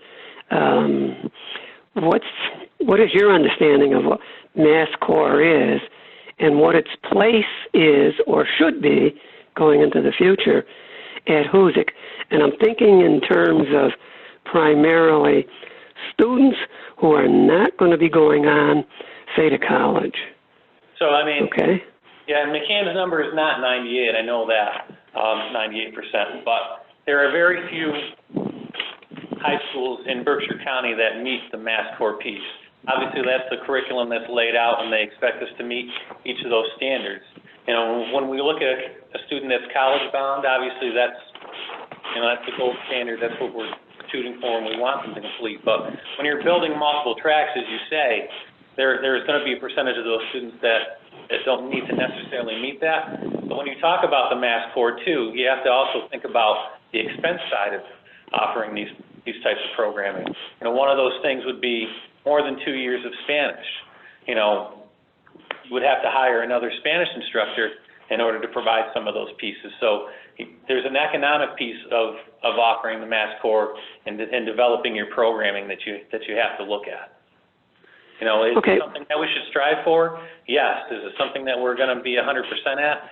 Given our budget situation, probably not, but that doesn't mean that our students aren't getting an excellent education and getting into the colleges they want to get into and aren't well prepared, because we are meeting those goals. Okay, I'll just dwell on this point for another minute or so, Mr. Dean, if I can. The reason I'm interested in this is there was a study done in around 2000, 2001 by Gallup.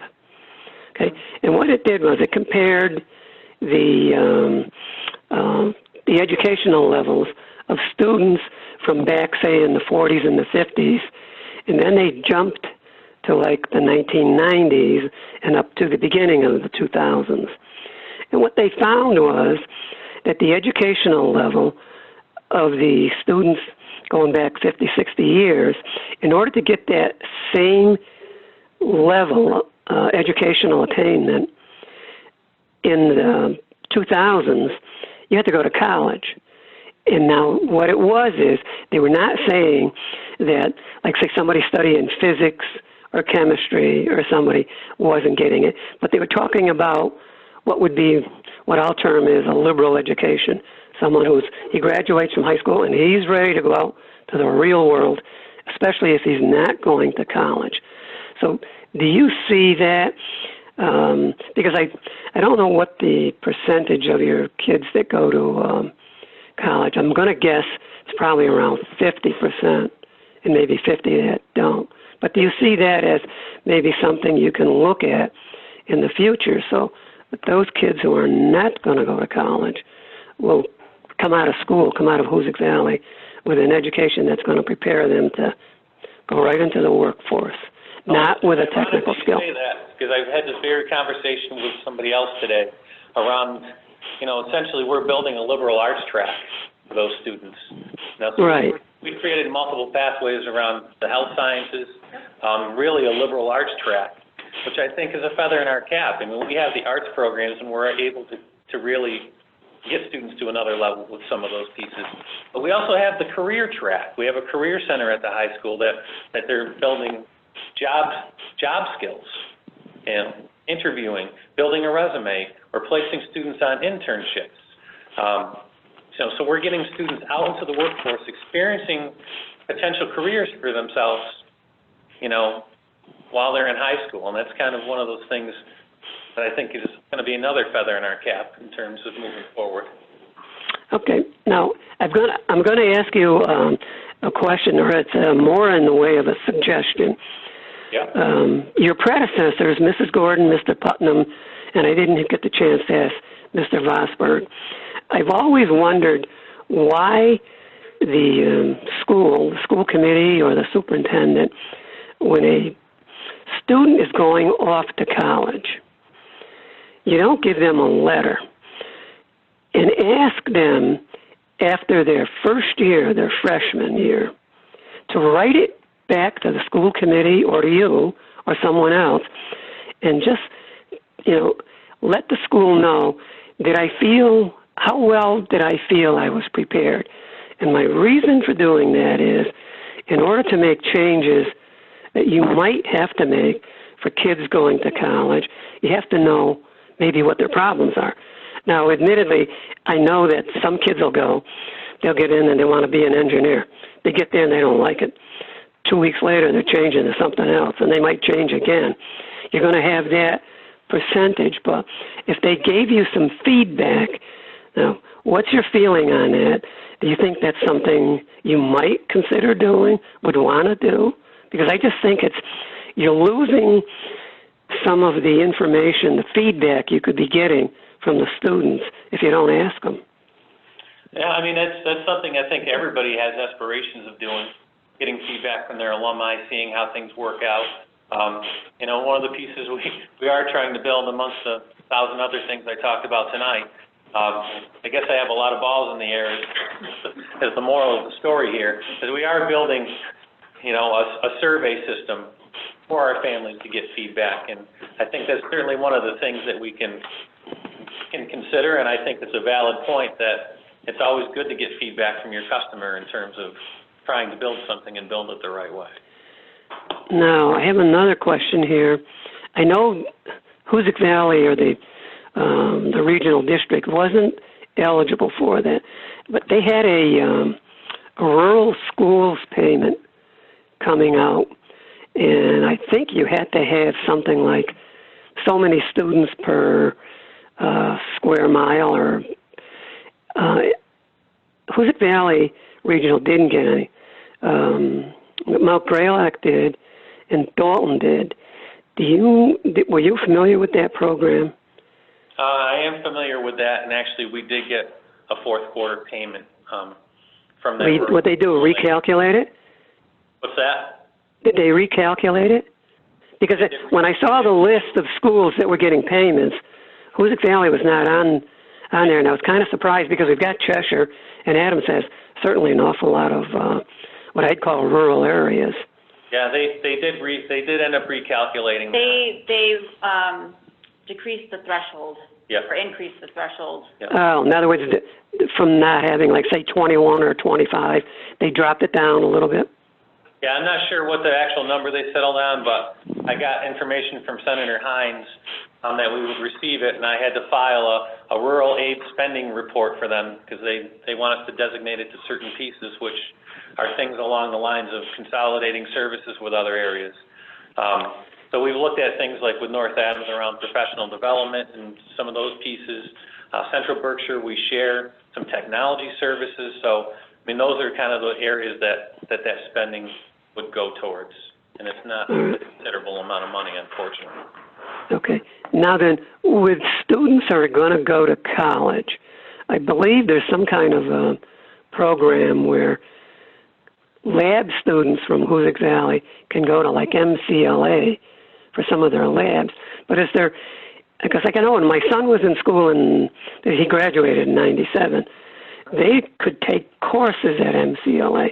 So if you had a student at Hoosick, which was very good in chemistry, physics, pardon? Yep. We have dual enrollment agreements with BCC and MCLA, and we have students that attend and take college-level courses and get credit for high school courses. And actually, we just adopted a policy in our last school committee meeting. Yeah, it must have been the last one, for early graduation requirements, because we have some students that are on track to do that by taking those dual enrollment courses. Okay. Now, another question. Civics. I know Governor Baker came out with a program. He said he wanted to reintroduce civics into the schools. And when I went on your website, I was looking to see if there was any civics courses. I didn't see any. That's an eighth Of grade course, course? they didn't fund it. I'll tell you that because I know they didn't fund it. But where would it be taught? If you're going to do this, are you going to teach it under the history department, or are you going to have a separate civics teacher? Because we used to get that in the 9th grade. Yeah, right now it's going to be woven into the history curriculum because it's a set of standards that it closely aligns with.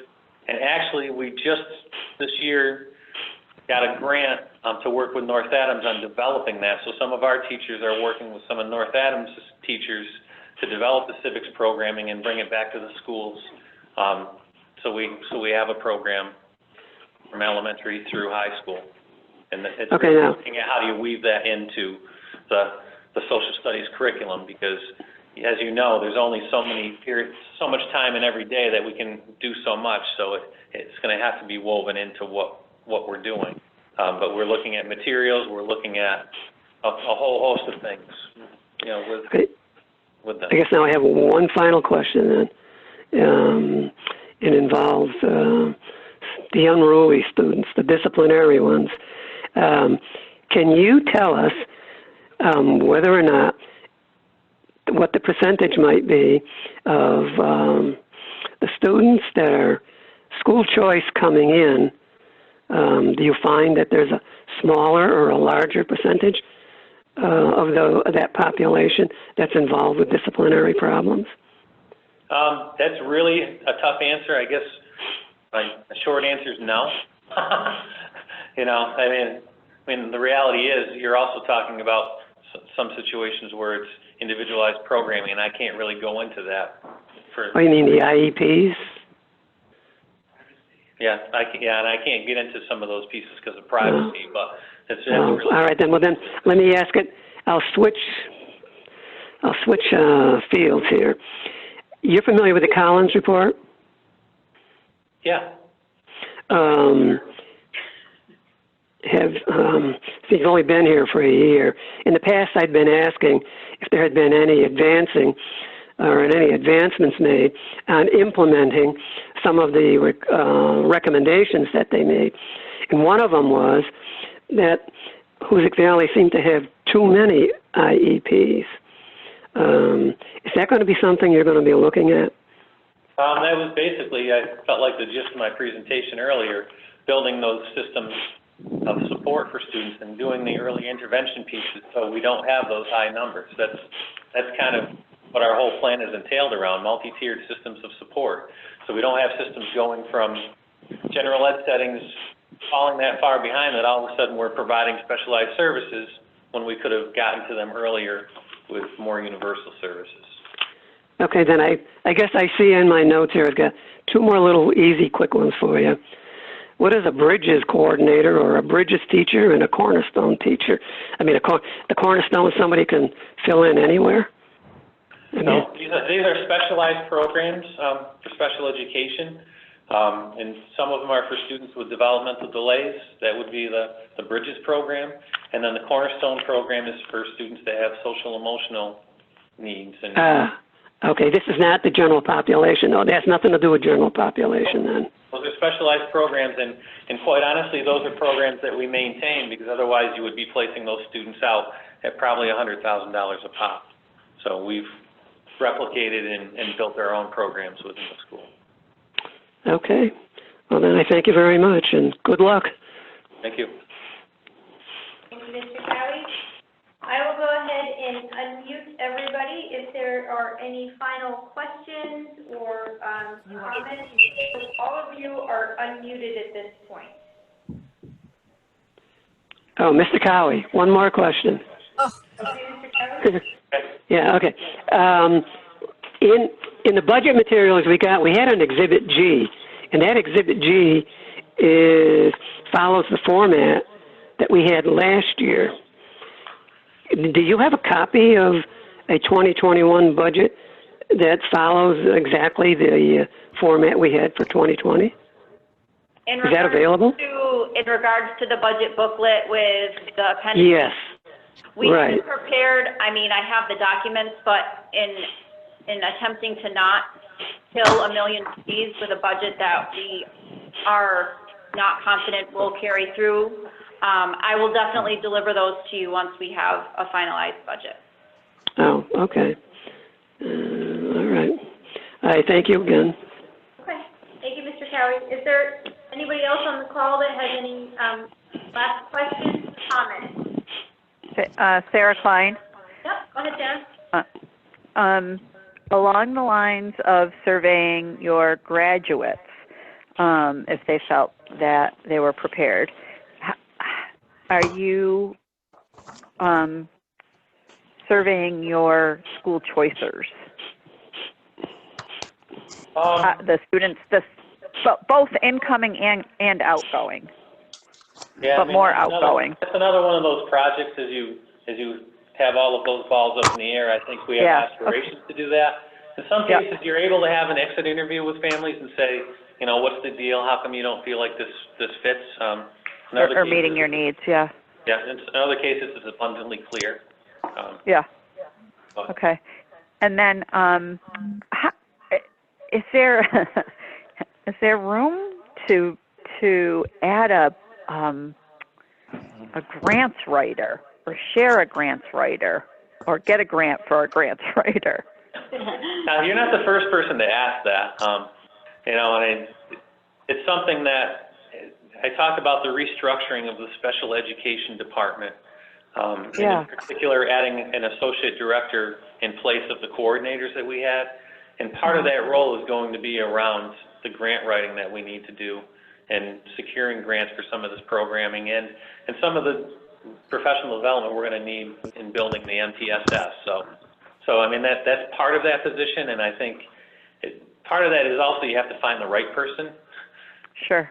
Who understands your vision and knows how to go for these pieces. There's a couple retired superintendent folks I might tap at some point to kind of do those pieces, but, you know, I guess, you know, we'll add that to my list of aspirations for sure. Well, I think that your vision is easily shared, so I trust that you wouldn't have a difficult time messaging that. So thanks again. Thank you. Other questions and comments?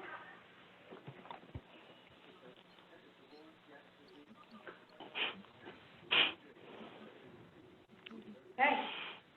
Hearing none, I will thank Aaron and Erica for being with us this evening and for giving a presentation about the school district. Again, if there's any follow-up questions or any additional information that you need, please send those via email to Tim if you're on the Finance Committee and to myself if you're on the Board of Selectmen. Jay, do you have anything in closing? No, just quickly, I'd like to thank Aaron and Erica for all their help. Erica particularly over the last year, but Aaron coming on board.